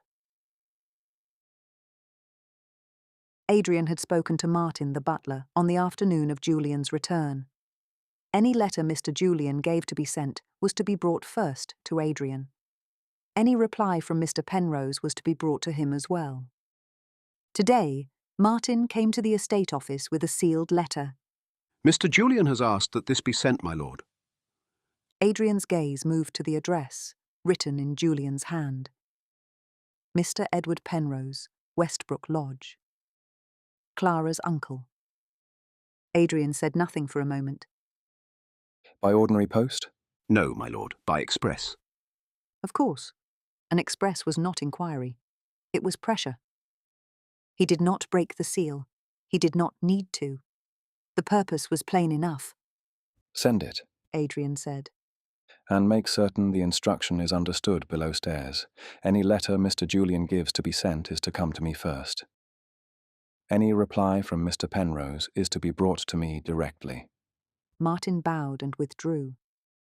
Adrian had told himself Julian might yet do the honourable thing. Now that hope had worn thin. Julian was not considering what he owed Clara. He was calculating what her uncle might be made to pay, now that she was already at Ravenshaw Hall. Adrian found him in the morning room, turning the pages of a newspaper with easy confidence. You sent an express to Mr. Penrose. Adrian said. Julian did not look up at once. I thought it best not to delay. What business was so urgent? A practical matter that requires an answer. Concerning Miss Winthrop? Julian looked up then. Naturally. She is his niece. Then why did you not ask her? Because her uncle is the person best able to answer. Answer what? Julian closed the newspaper. What provision he intends to make for her. So you have written to ask what settlement Miss Winthrop may expect? I have written to prevent confusion. You have written behind her back? I have written to the man responsible for her. No. You have written to learn what she is worth before deciding what you owe her. Julian stood. I am to marry her. Are you? Adrian's face hardened. You have no right to take that tone with me. I have every right when your conduct concerns her. My conduct? Julian laughed once, without amusement. I have offered to marry a young woman with no fortune and no settled home of her own. You might call that generous. I would not. Julian looked at him. I only mean that marriage is practical as well as romantic. It is not dishonourable to ask what provision is intended. It is dishonourable to ask after you have made her an offer, brought her into this house, and allowed others to believe the matter settled. Julian turned toward the window. You make everything sound uglier than it is. It is time you saw things as they are, and as others will see them. Miss Winthrop's presence here is not a bargaining counter. Julian looked back at him. No one said it was. Then do not treat it as one. For a moment, Julian said nothing. Then his mouth tightened. If Mr. Penrose has promised nothing, Adrian continued, you will not put the blame on Miss Winthrop. You will not imply she misled you, and you will not use her presence here to press him for money. Julian's smile returned, faint and unpleasant. Then for Miss Winthrop's sake, let us hope her uncle understands what is required of him. For Miss Winthrop's sake, Adrian repeated. Naturally. Do not pretend concern for her while making her reputation your instrument. Julian's smile thinned. You speak as though I mean to threaten him. I speak as though you have already begun. It is not a threat to remind a man of his responsibilities. No, but it is a threat to place a young woman in danger and then ask what her uncle will pay to remove her from it. The colour rose in Julian's face. You are determined to think the worst of me. I am determined to stop you proving worse than I thought. A silence followed. Julian looked back toward the window. Penrose is a practical man. And Miss Winthrop is not a practical inconvenience. I never said she was. You did not need to. The Express said it for you. Julian's face hardened, but he made no answer. Clara learned of the letter because voices carried too easily through Ravenshaw Hall. She was in the passage near the library when Julian's voice reached her through the partly open morning room door. Marriage is practical as well as romantic. It is not dishonourable to ask what provision is intended. Clara froze. Lord Ravenshaw answered, his voice lower and colder. It is dishonourable to ask after you have made her an offer, brought her into this house, and allowed others to believe the matter settled. Her hand tightened around the folded linen she had been carrying. Julian had written to her uncle, not merely to ask about money, but because she was already at Ravenshaw Hall, and because her being there made the question harder to refuse. She should have moved away. A young lady did not stand in passages listening to gentlemen quarrel, especially when the quarrel concerned her own marriage. But she could not move. Julian spoke again, more indistinctly. Then Adrian's voice came clear. If Mr. Penrose has promised nothing, you will not put the blame on Miss Winthrop. You will not imply she misled you, and you will not use her presence here to press him for money. The words left Clara with no room for doubt. Julian had written to her uncle, not to explain himself, and not to reassure Mr. Penrose that she was well. He had written to find out whether her presence at Ravenshaw Hall had made it harder for Mr. Penrose to refuse him money. Clara stepped back before either brother could find her there. In the blue room she closed the door and stood very still. The room was exactly as she had left it, though everything felt altered. She sat at the writing table and took out Julian's note. "If any mention is made of my debts, I beg you will say nothing to my brother." She laid it flat, then took out a blank sheet of paper. My dear uncle. She stopped. No. She drew another sheet toward her. Sir. That was better. I understand Mr. Julian Ravenshaw has written to you concerning any settlement to be made upon my marriage. As I have not been informed of any such settlement, I beg you will tell me plainly whether any provision has been promised in my name. She paused, then added, I request also that any answer concerning this matter be sent to me as well as to Mr. Julian Ravenshaw. Her hand trembled only once, on the word me. She signed it. Clara Winthrop. Not grateful niece, not obedient burden, not promised bride. She met Julian in the gallery before dinner. He had been waiting for her. She knew it from the way he straightened too quickly, his expression smoothing the instant he saw her. Miss Winthrop. How formal we have become. His smile warmed. Only because you keep me at such a distance. Distance can be useful. It allows one to see clearly. I suppose Adrian has spoken to you. No. That surprised him. Clara held his gaze. But I heard enough. The charm returned at once, smooth and practiced. Then you know I have written to your uncle. I know you wrote without telling me. A practical question only. About my portion. About our future. My portion, she repeated. He glanced down the gallery. Though no one was near, his voice dropped. Clara, must every practical matter become an insult? Only when I am the practical matter and no one has thought to ask me. His jaw tightened. Then he sighed, as though he were the injured party. You are angry. Yes. One must be sensible. I have debts. You know that now. I have no wish to marry a man who weighs my fortune before he keeps his promises. Colour climbed into his face. That is unjust. Is it? I came back, did I not? I am here. I have not withdrawn. No. You have asked my uncle what my reputation is worth and how much he will give to preserve it. For the first time, Julian looked at her as if he understood that she had seen through him. The charm faltered. You are being very severe, he said softly. I am beginning to think severity has its uses. Julian looked toward the stairs. If Mr. Penrose has made no provision, that changes matters. There it was. For one careless moment, the truth stood bare. How? Julian hesitated.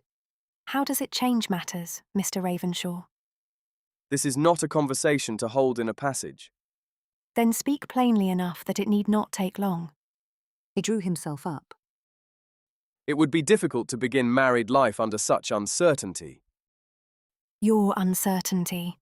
Our uncertainty. My uncle has promised me nothing that I know of. If his answer proves there is no money, will you still wish to marry me? Clara. He had returned to her Christian name now, when he wanted something from her. No. Do not make my name another way to manage me. She took one step closer, though her heart was beating hard. Will you still wish to marry me if there is no money? For once no answer came quickly to him. That was answer enough. Clara stepped back before he could find another graceful way not to answer. I see. You see nothing, he said, too quickly. You are upset, and Adrian has taught you to suspect me. Lord Ravenshaw has done me the courtesy of plain speech. And I have not. She almost smiled then, though there was no amusement in it. No, Mr. Ravenshaw. You have taught me to listen to what is not said. His eyes narrowed. You think very poorly of me. I think you expected my uncle to pay because I am already here. Julian went still. The silence that followed was brief, but it was enough. Mr. Penrose is a practical man. He said at last. So you have said. He will understand that once a matter has gone so far, it is better for everyone if it ends respectably. For everyone? Or for you? For you as well, he said quickly. Do not pretend your uncle would wish you talked about. The words struck colder than anger. Clara looked at him. You mean he must pay to prevent the talk you helped make possible? Julian's mouth tightened. You are determined to make me a villain. No, you have required very little assistance. For once, he had no ready answer. The silence stretched between them, polished and poisonous. Clara looked toward the staircase, then back at him. You expected me to wait in the uncertainty you made. You expected me to stand quietly in the place you had put me, while you discovered how much that place might be worth. Julian's colour changed. Clara. No, not Clara. Not when you use my name only to soften what you have done. She turned before he could answer and walked down the gallery alone. Her hands were cold, but they were steady. Julian had expected her to stand by him until her uncle's answer arrived. He had expected her to remain where he had placed her, while he discovered how much that position might be worth. Clara was no longer certain she owed him even that much.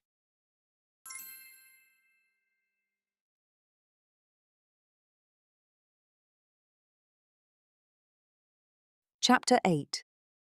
The Assembly.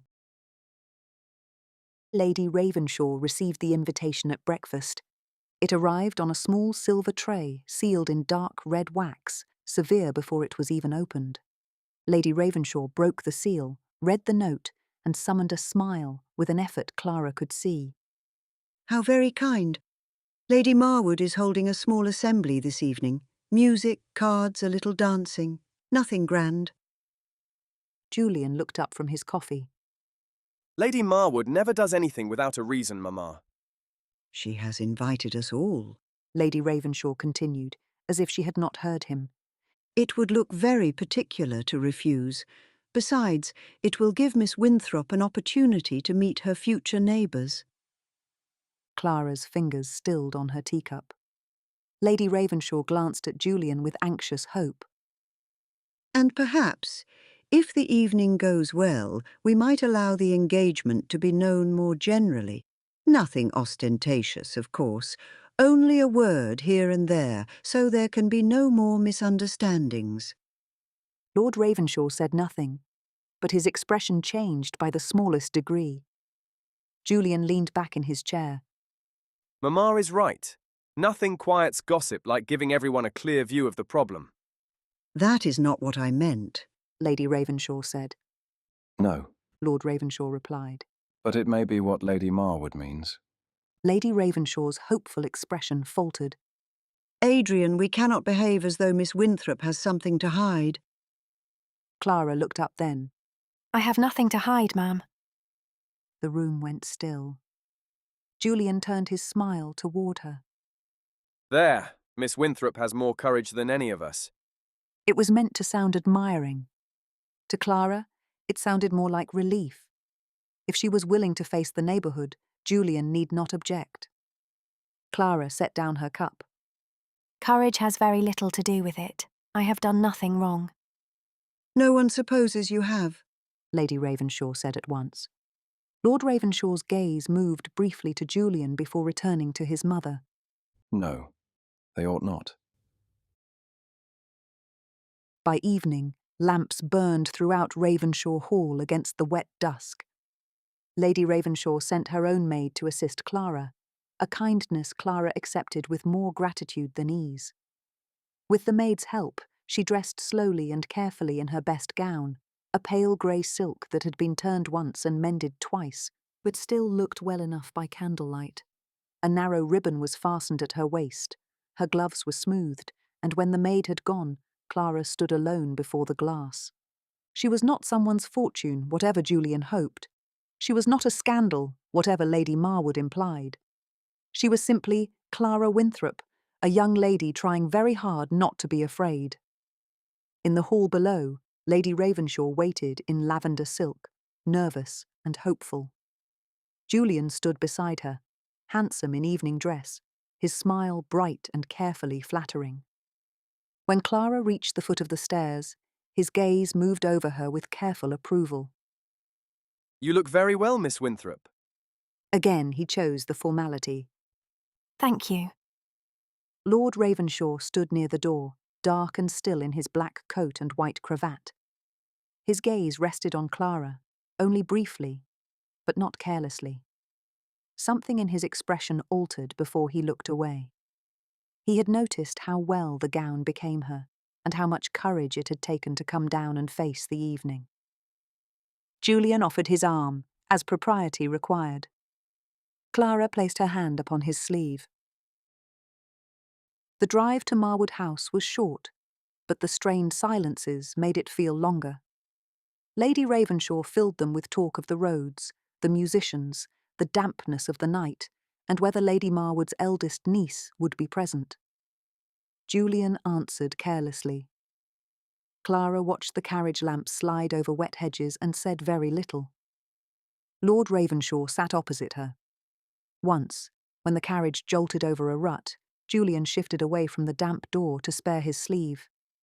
Lord Ravenshaw's hand moved as if to steady Clara, then stopped before touching her. Clara noticed. So did Julian. Marwood House was smaller than Ravenshaw Hall, but more determined to impress. Candles seemed placed for judgment, and every mirror doubled the number of watching eyes. The drawing rooms had been opened together, and music drifted from the far end where two young ladies played a duet with more correctness than pleasure. Lady Marwood received them beneath the portrait of a severe gentleman who seemed to disapprove of the whole county from his frame. Lady Ravenshaw, Lord Ravenshaw, Mr. Ravenshaw. Her gaze moved to Clara. Miss Winthrop, how pleasant that you were able to join us. How kind of you to include me, Clara said. How could I not? The neighbourhood has been so eager to make your acquaintance. There it was, the sting beneath the politeness. Julian gave an easy laugh. Then we must hope Miss Winthrop finds the neighbourhood equal to its curiosity.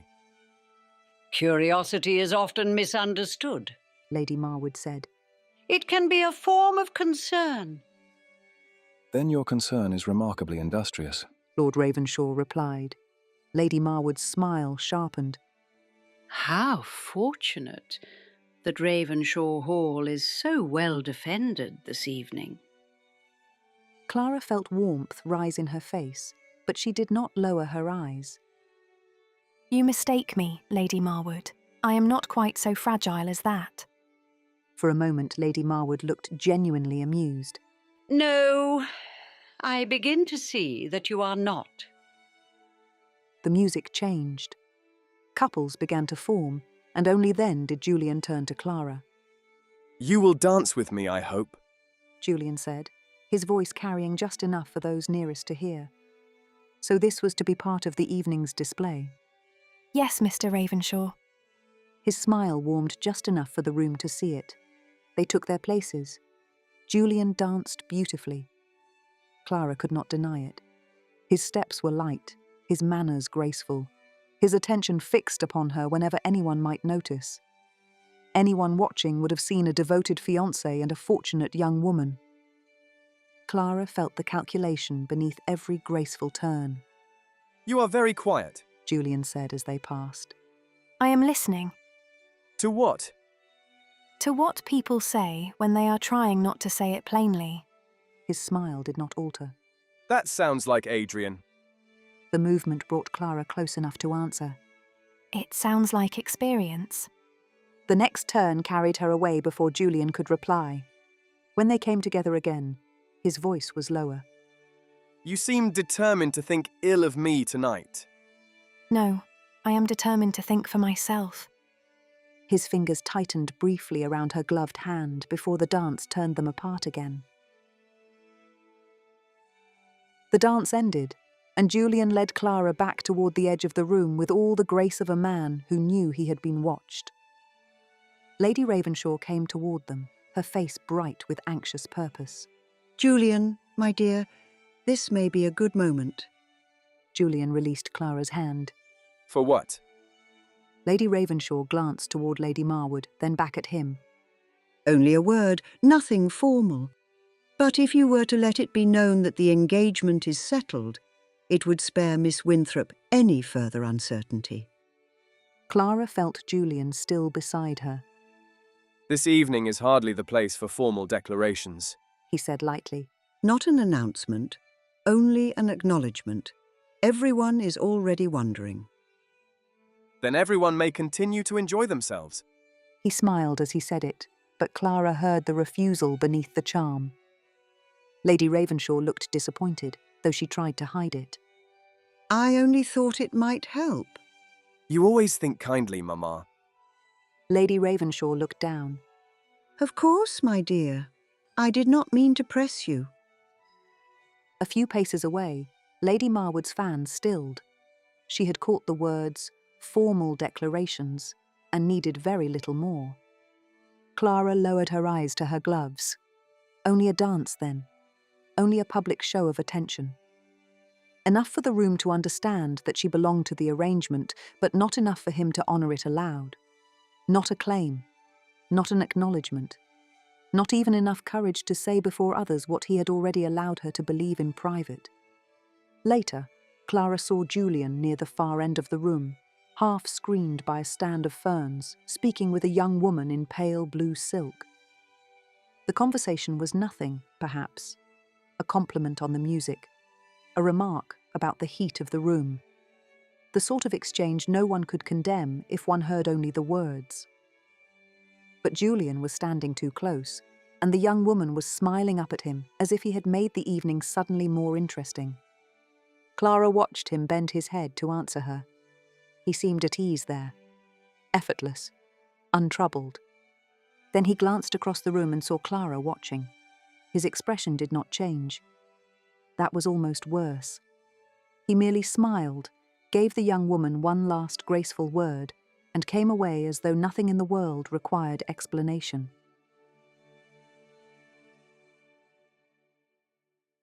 The evening ended in music, candle smoke, and more curious glances than Clara could count. On the carriage ride home, Lady Ravenshaw declared the evening a success, waited, then declared it again. Julian agreed, praised the musicians, and recalled with amusement something the Colonel's widow had said. He behaved with such polished ease that Clara wondered how she had ever mistaken ease for kindness. Lord Ravenshaw said almost nothing.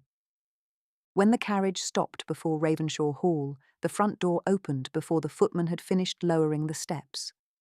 The hall was dim and warm after the wet night, with a lamp burning on the table near the stairs. Martin stood beside the hall table with the evening's post on a small silver salver. Lord Ravenshaw glanced toward him. Anything of consequence? One letter, my lord. Clara saw it at once. The seal was plain. The address was written in a hard, narrow hand Clara recognised after a moment as her uncle's. Mr. Julian Ravenshaw. Ravenshaw Hall. Her uncle had not written to her. He had answered Julian instead. Even in the matter of her own marriage, she had been passed over. Martin held the salver toward Lord Ravenshaw, but Julian stepped forward first. It is addressed to me, he said, taking the letter before anyone could stop him. No one moved. Lady Ravenshaw looked from the letter to her son. Julian? Lord Ravenshaw's eyes went to Clara. Clara stepped forward. If that concerns me, she said, her voice steady, then I should like to hear it.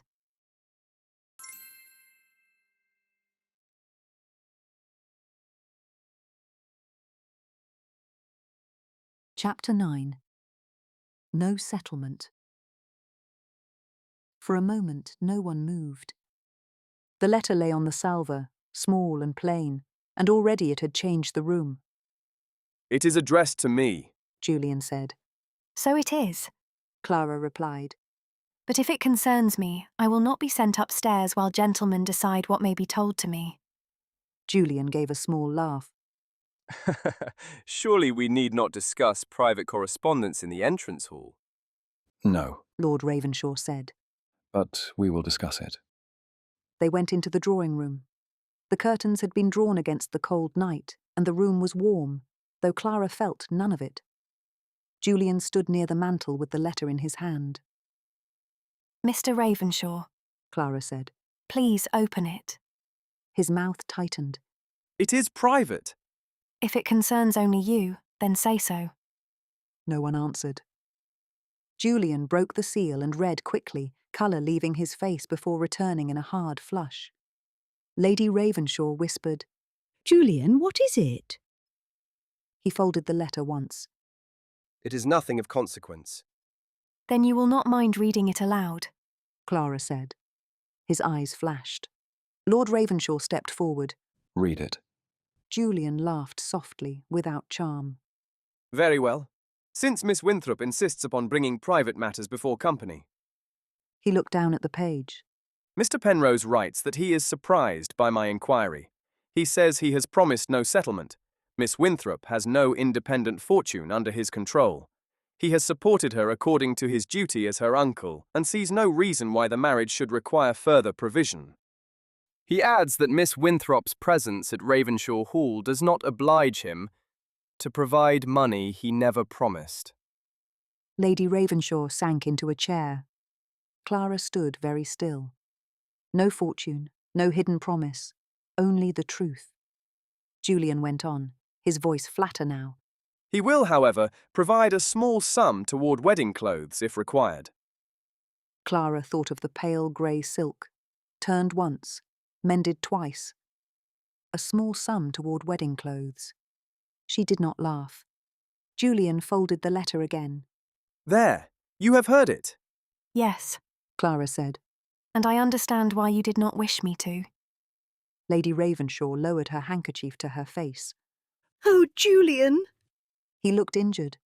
Mamma, pray do not look as if I have committed murder. No, Clara said. only calculation. His head turned sharply. Julian recovered himself. Miss Winthrop, you are overwrought. No, I am informed.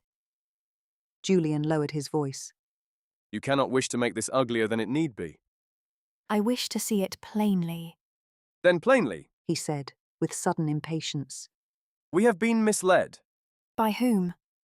There was every reason to believe your uncle would make some provision. Because he promised one, Julian hesitated. Because he allowed the match. and you chose to call that a promise. Any gentleman would have understood it so. No. Any gentleman would have asked plainly before making an offer. He looked away. There was her answer. I have not lost a fortune, Mr. Ravenshaw. I never had one. But you have lost something. Clara! He reached for tenderness too late. You have lost the right to pretend you cared for me apart from what you thought I would bring you. Lady Ravenshaw made a faint sound. Julian stepped toward Clara. That is cruel. No. It is clear. You meant to marry what you imagined came with me. And if it did not come freely, you meant my being here to help bring it. That is unjust. Then answer me. Would you have brought me here if you had not believed my uncle would pay, rather than see me disgraced?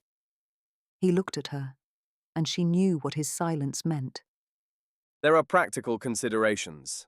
Clara almost smiled. Yes, there always are. Julian's impatience disappeared behind a gentler voice. Clara, listen to me. I will not drag you into difficulty. You deserve better than a marriage begun under such strain. Lady Ravenshaw lifted her head. Julian? He did not look at her.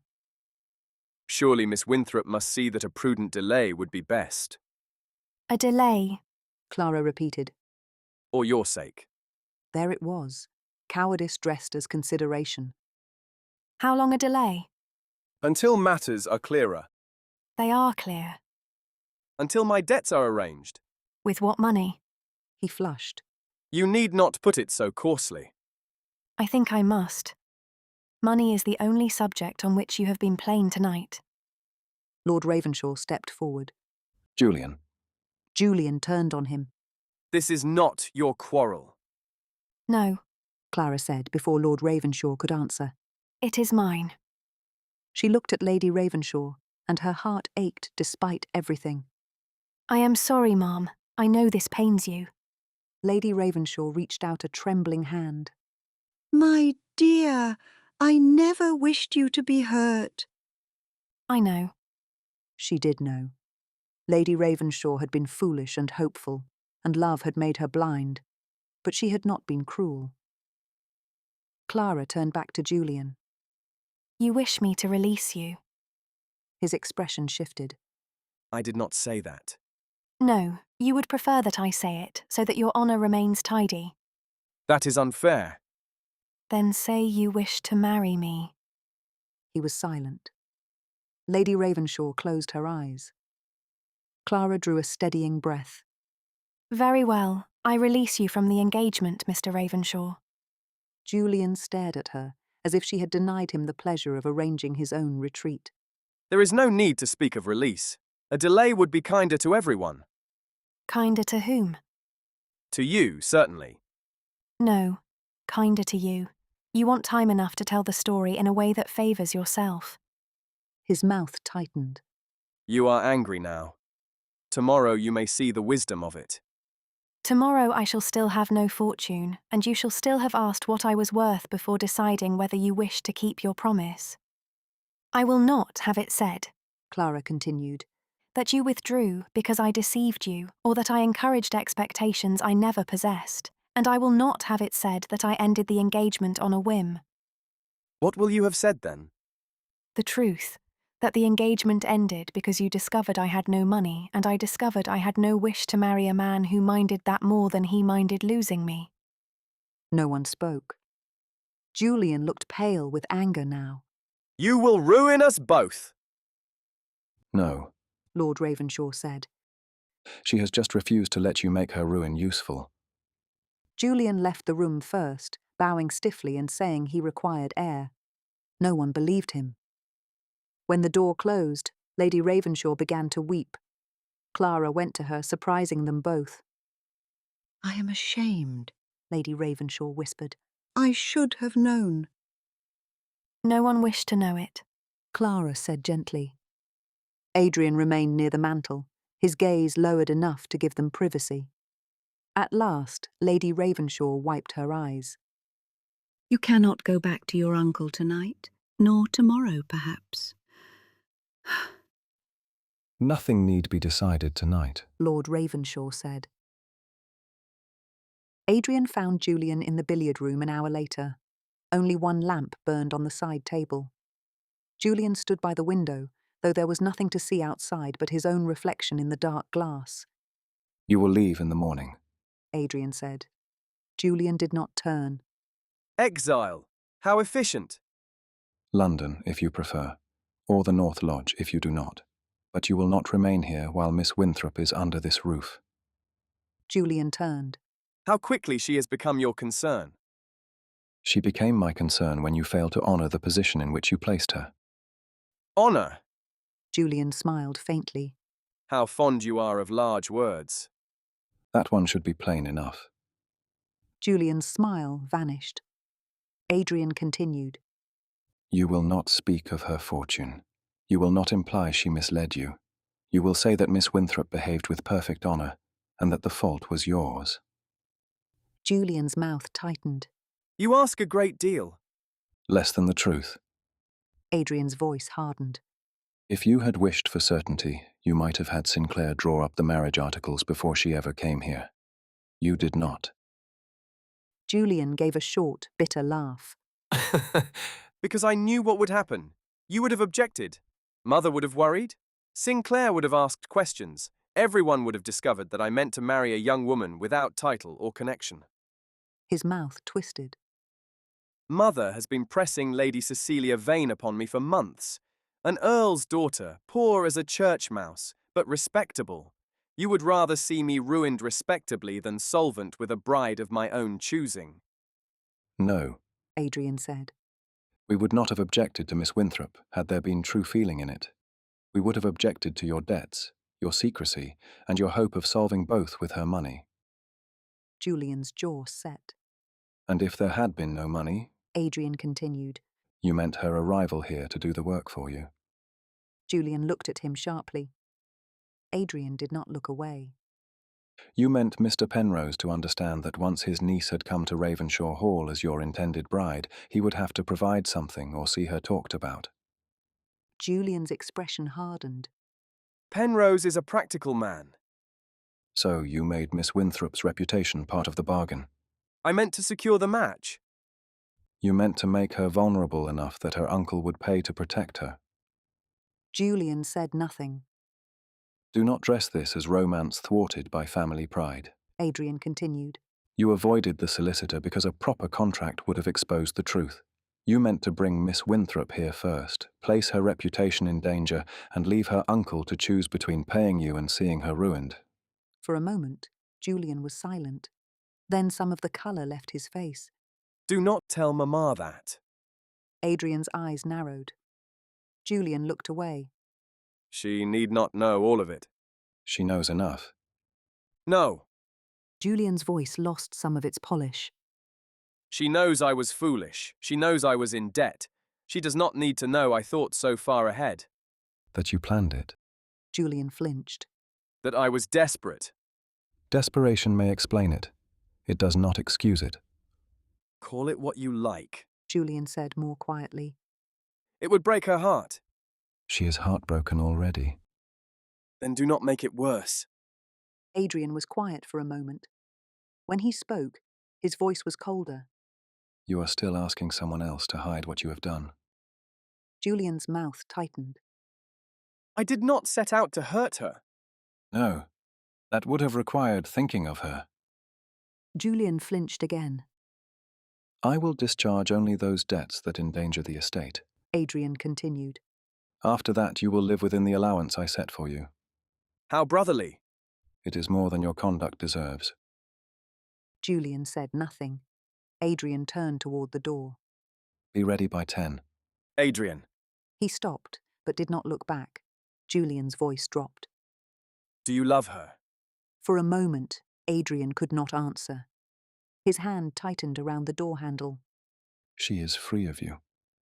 That is all that matters tonight. Then he left before Julian could see anything else in his face. The next morning felt strangely ordinary. Clara resented that most of all. A letter came for her after breakfast. It was written in her uncle's hard, narrow hand, and it contained no comfort. Mr. Penrose regretted that Mr. Ravenshaw's expectations had not been better founded. If the engagement was to be dissolved, he had already spoken with Mr. Calder, an old acquaintance of his own, a widower of respectable means and mature years, whose children were much in need of a lady's care. Mr. Calder had expressed a willingness to consider matrimony with a young woman of modest expectations. Clara might return to Bath at once, where the matter could be discussed sensibly. Sensibly. She folded the letter with careful hands. Then she packed because she could not yet imagine staying, and because returning to Bath no longer meant refuge. It meant another arrangement waiting to close around her. There was not much to fold. A few gowns, her linen, her work bag, and the gloves Lord Ravenshaw had sent without a note. She paused over the gloves, then laid them carefully on top. A knock came at the door. Clara closed the travelling case. Come in. It was Lord Ravenshaw. He remained in the doorway. May I speak with you? Yes. He came only as far as the chair by the hearth. His gaze moved to the travelling case. You are thinking of leaving? I cannot remain as an object of pity. No, you should not be asked to. He did not contradict her. He did not soothe her with false assurances. That helped more than sympathy would have done. She looked toward the letter on the writing table. My uncle has written. Lord Ravenshaw's expression changed. To you. Yes, this morning. He did not ask to see it. That too helped. He suggests I return to Bath. There is a gentleman there, a Mr. Calder, who might be willing to consider matrimony. Adrian went very still. Willing. The words sounded no better in his voice. A widower of steady habits and sufficient means. My uncle appears to consider him a practical answer. To what question? To what is to be done with me? Something moved in Adrian's face, quickly mastered. You are not something to be redirected. No, but I begin to think I have often been treated as if I were. My mother will write to Mrs. Alderley. She is my mother's cousin, a respectable widow near Salisbury. Kind, though not sentimental. She has often wished for a companion who reads well and has sense enough not to flatter her. If you wish to go there, I will arrange it. If you wish to return to your uncle, I will see you escorted safely. If you wish to remain here, my mother will have you gladly. And if I do not know what I wish? Then no one should hurry you into knowing. Her throat tightened. He went on carefully. If you go, I will help you leave safely. If you stay, it must be because you choose to. Not because your uncle has arranged something, not because my mother pities you, not because anyone in this house wishes to keep you. Clara looked at the gloves lying on top of her case. She had been offered as a bride, dismissed as a disappointment, and proposed now as a remedy for another man's household. Then I will not decide today.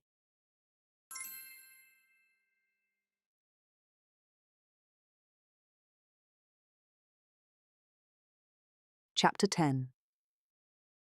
Her choice. 3 days after Julian left Ravenshaw Hall, Clara was still there. She had not decided to stay. She had only decided not to be hurried away. Lady Ravenshaw had come to her room the morning after the broken engagement, pale from weeping and trying hard to be composed. She had not asked Clara to forgive Julian. She had not begged her to stay.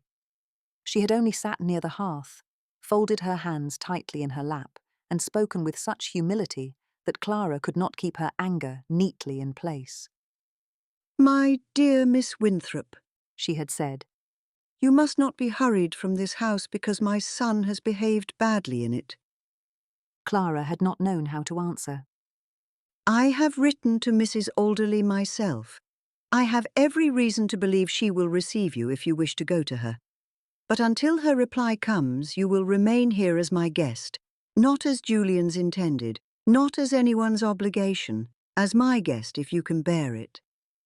If you can bear it. There was kindness in that. Not the kind that arranged and decided and called itself protection, but the kind that made room for refusal.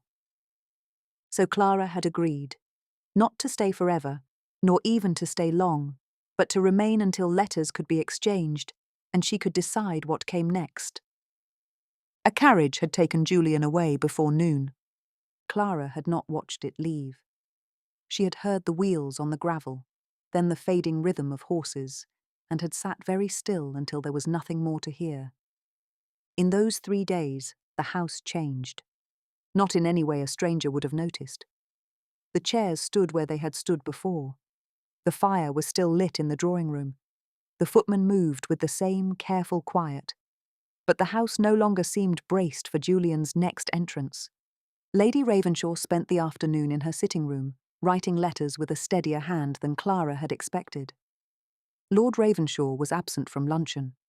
If Lady Ravenshaw knew where he had gone, she did not say, and Clara did not ask. By late afternoon, Clara went to the library without quite deciding to do so.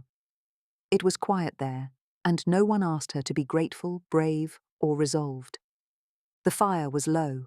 The long table still held books and ledgers, though the pot of paste had been cleared away.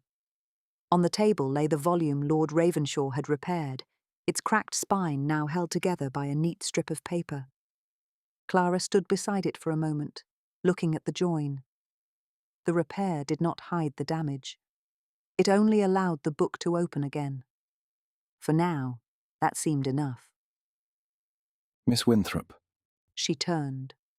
Lord Ravenshaw stood in the doorway, his coat damp at the shoulders, as if he had been out walking. His face was composed, but the strain showed around his eyes. I beg your pardon. I did not know you were here. I was not looking for anything in particular. His gaze moved to the book beneath her hand. I made rather a poor repair of that spine. No, you made it serviceable again. The severity left his face for a moment. He came no farther than the end of the table. Even now, even after everything, he kept a careful distance, as if he would not add even his presence to the claims already pressing upon her. I have had a reply from Mrs. Alderley. Already? My mother sent the letter by hand. Mrs. Alderley does not delay when she is displeased. Clara almost smiled. And she is displeased? Very much. My mother's letter made certain of that. She will receive you whenever you wish to go. She writes that she has a spare room, too many books, a poor opinion of foolish men, and no patience for anyone who believes a young lady's future is best arranged by everyone except herself. This time Clara did smile, though her eyes stung. She sounds formidable. She is. And kind? In her own fashion, she would deny it vigorously, which is one of the reasons I trust her. Clara looked down at the repaired book. So I have somewhere to go? You do, whenever you wish it. For the first time since the engagement had broken, Clara felt that leaving need not mean surrender. She had somewhere to go, not back to her uncle, not onward to Mr. Calder, not into another arrangement made over her head. A place to go, a room of her own, time to think. She drew a breath. Thank you. I did very little. You made it possible. No.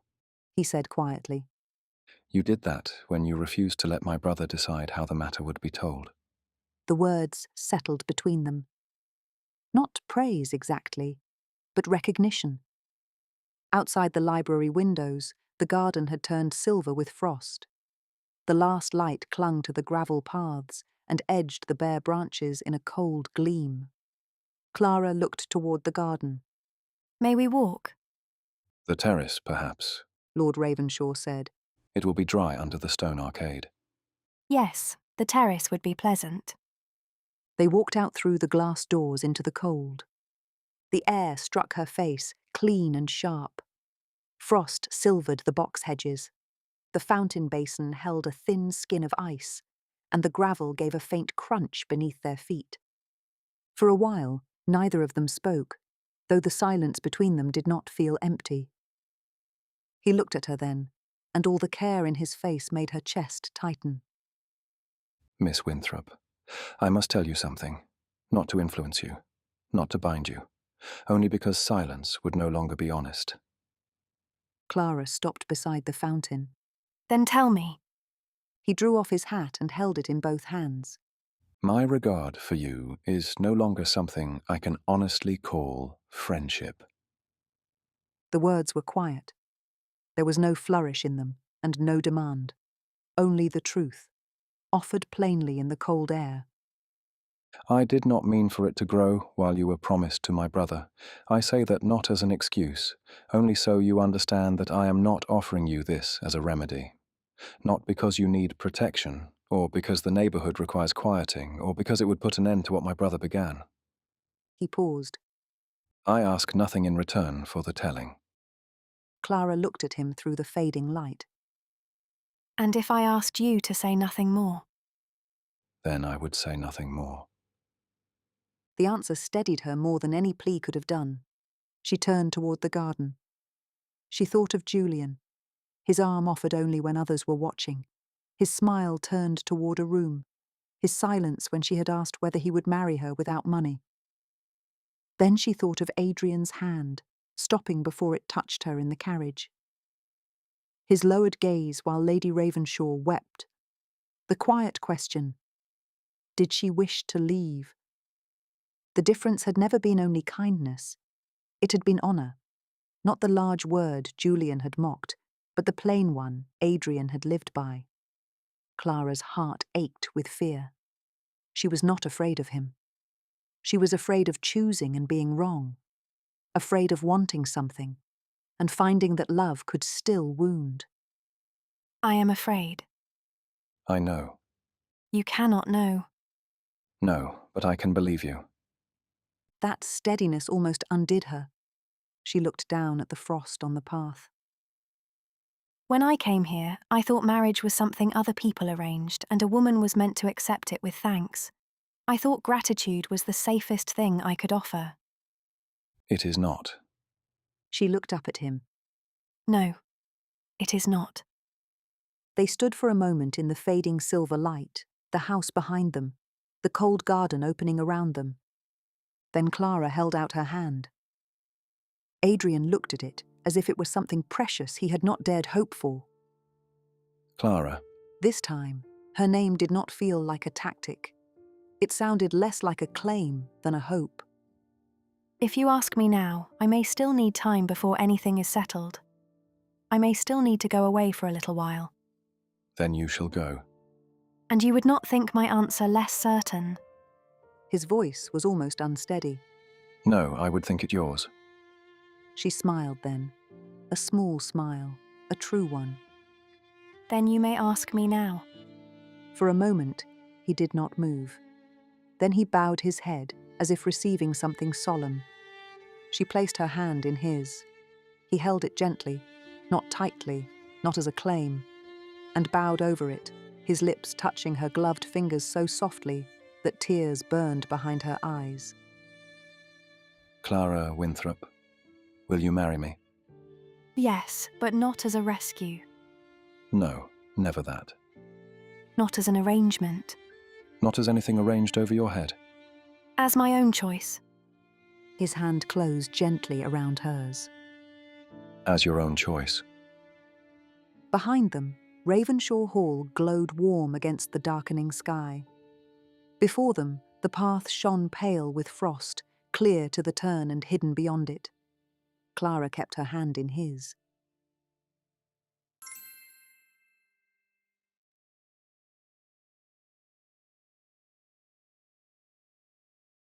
Epilogue. It is a winter morning, some 6 years after the events with which this story has concerned itself, and the library fire at Ravenshaw Hall has been burning since 7 o'clock. The room is much as it was: tall shelves, a ladder on brass rails, ledgers beside poetry, the long work table down the centre. The work table now holds rather more than it once did. There is a wooden horse with one wheel missing, placed carefully at the far end by someone who intended to return to it. There are books removed from the shelves and not replaced. There is a cup of tea, gone cold. Behind the desk, Lord Ravenshaw is writing. The estate accounts, the steward, the drainage on the east field, which has been a subject of annual concern since before he was born. His hair has acquired a thread of grey at the temples. The severity that once made Clara feel she was being examined rather than welcomed has resolved into something closer to gravity. He is not a man who has grown lighter. He is a man who has grown sure. The estate accounts are in order, have been for 3 years now, since a small inheritance from a Ravenshaw cousin, long estranged and longer childless, arrived with the kind of quiet timing that feels less like luck than like the house looking after itself. The worst of the old debts have been retired, the north cottages repaired, and the east field drainage at last properly addressed. In the walled garden, Clara is inspecting the pear trees. They are bare, their branches tied flat to the stone wall in the long dark lines she first noticed on a frost-white morning 6 years ago. Beside her moves a small person in a red coat. Eleanor, aged 4, possessed of her father's eyes and her mother's determination to notice everything. She has been told twice that the frost is not for eating. She is considering a third attempt. Clara examines the new growth along a branch she has been watching since October, judges it satisfactory, and straightens. The walled garden looks nothing as it did in those first strange December days. The beds are kept, the borders productive, the old apple tree coaxed back into bearing. None of it happened quickly. The house has taught her patience with things that take time. So has the man inside it. A letter from Mrs. Vale has been sitting open on the library table since breakfast. 4 warm, slightly breathless pages. She has left Mr. Penrose's household at last and taken a position near Clifton, where she is already devoted to children she describes as spirited, which Clara understands to mean ungovernable, and does not seem to mind at all. Clara folds it with a small, private smile and sets it aside. 6 years is long enough to know what one has. Not rescue, not arrangement, not even love in the large, careless sense Julian had seemed to promise. Something quieter and more durable. A man who closes the gate that does not stick, repairs a book spine without calling it heroism, and has never once suggested she make herself smaller in order to be comfortable. Of Julian, something ought to be said. He went to London, which was predictable, and spent a year or 2 there as he had always spent time in London, at some cost to his allowance and his credit. The change, when it came without announcement, which was unlike him. He married a widow from Northumberland, Mrs. Dorothea Pell, a woman of independent means, 3 children of her own, and a magnificent temper, who had no patience for charm deployed in place of honesty, and said so. Those who knew him well noted that he was steadier than he had been, and meant more of what he said. He wrote to Adrian the following winter. 3 pages, rewritten twice, saying without quite saying that he was sorry. Adrian wrote back. It was brief, and it left the door open. They were not close, and perhaps they never would be. But Julian and Dorothea came to Ravenshaw Hall at Christmas, and the visit lasted 4 days, which was about the right length for a peace still being tested. Lady Ravenshaw, for her part, was happier than anyone had dared to hope. She had found in Clara not a daughter-in-law to be accepted, but a companion she had not known she wanted. She spoiled Eleanor with focused devotion. She no longer filled silence with anxious brightness. She had learned, as her elder son had learned before her, that a house is steadier when it stops pretending. Late in the afternoon, when the winter light had gone to gold against the library windows, Eleanor was returned indoors by her nurse, pink-cheeked and reluctant, and deposited in the library doorway with the air of a small person who had not yet conceded that the day was over. She retrieved the wooden horse from the end of the table, considered its missing wheel with the seriousness of an engineer, and settled herself on the hearthrug to address the problem. Clara returned the book that had been lying open on the table since morning, closed properly, spine smoothed, to its place on the shelf. Lord Ravenshaw set down his pen. For a little while the 3 of them remained as they were, in the warmth and the fading light, while Eleanor reasoned with the horse about its missing wheel, and the fire burned low and steady behind them. Beyond the glass, the garden was silver and still, the frost returning to the paths, the pear trees dark against the pale stone wall. Clara could see the terrace from where she stood. She had stood there once, on an evening when the path ahead was clear only to the turn and hidden beyond it, and had not known what lay around it. She knew now the ordinary accumulation of days that turned out, on examination, to contain rather more than she had thought to hope for. Ravenshaw Hall settled around them, quiet and steady, into the winter evening. The end. And so, Clara has found her place at Ravenshaw Hall, chosen freely and entirely her own. If this story stayed with you, another is waiting. The reluctant escort follows Miss Cecilia Hartwell, her reputation in tatters, her family sending her abroad, and a former cavalry officer appointed to see her safely to Florence. 6 weeks on the winter roads, 2 guarded hearts, and a journey that has other plans entirely. Tap the video on your screen to continue listening. I shall return soon with another romance, unless the wrong brother opens my door.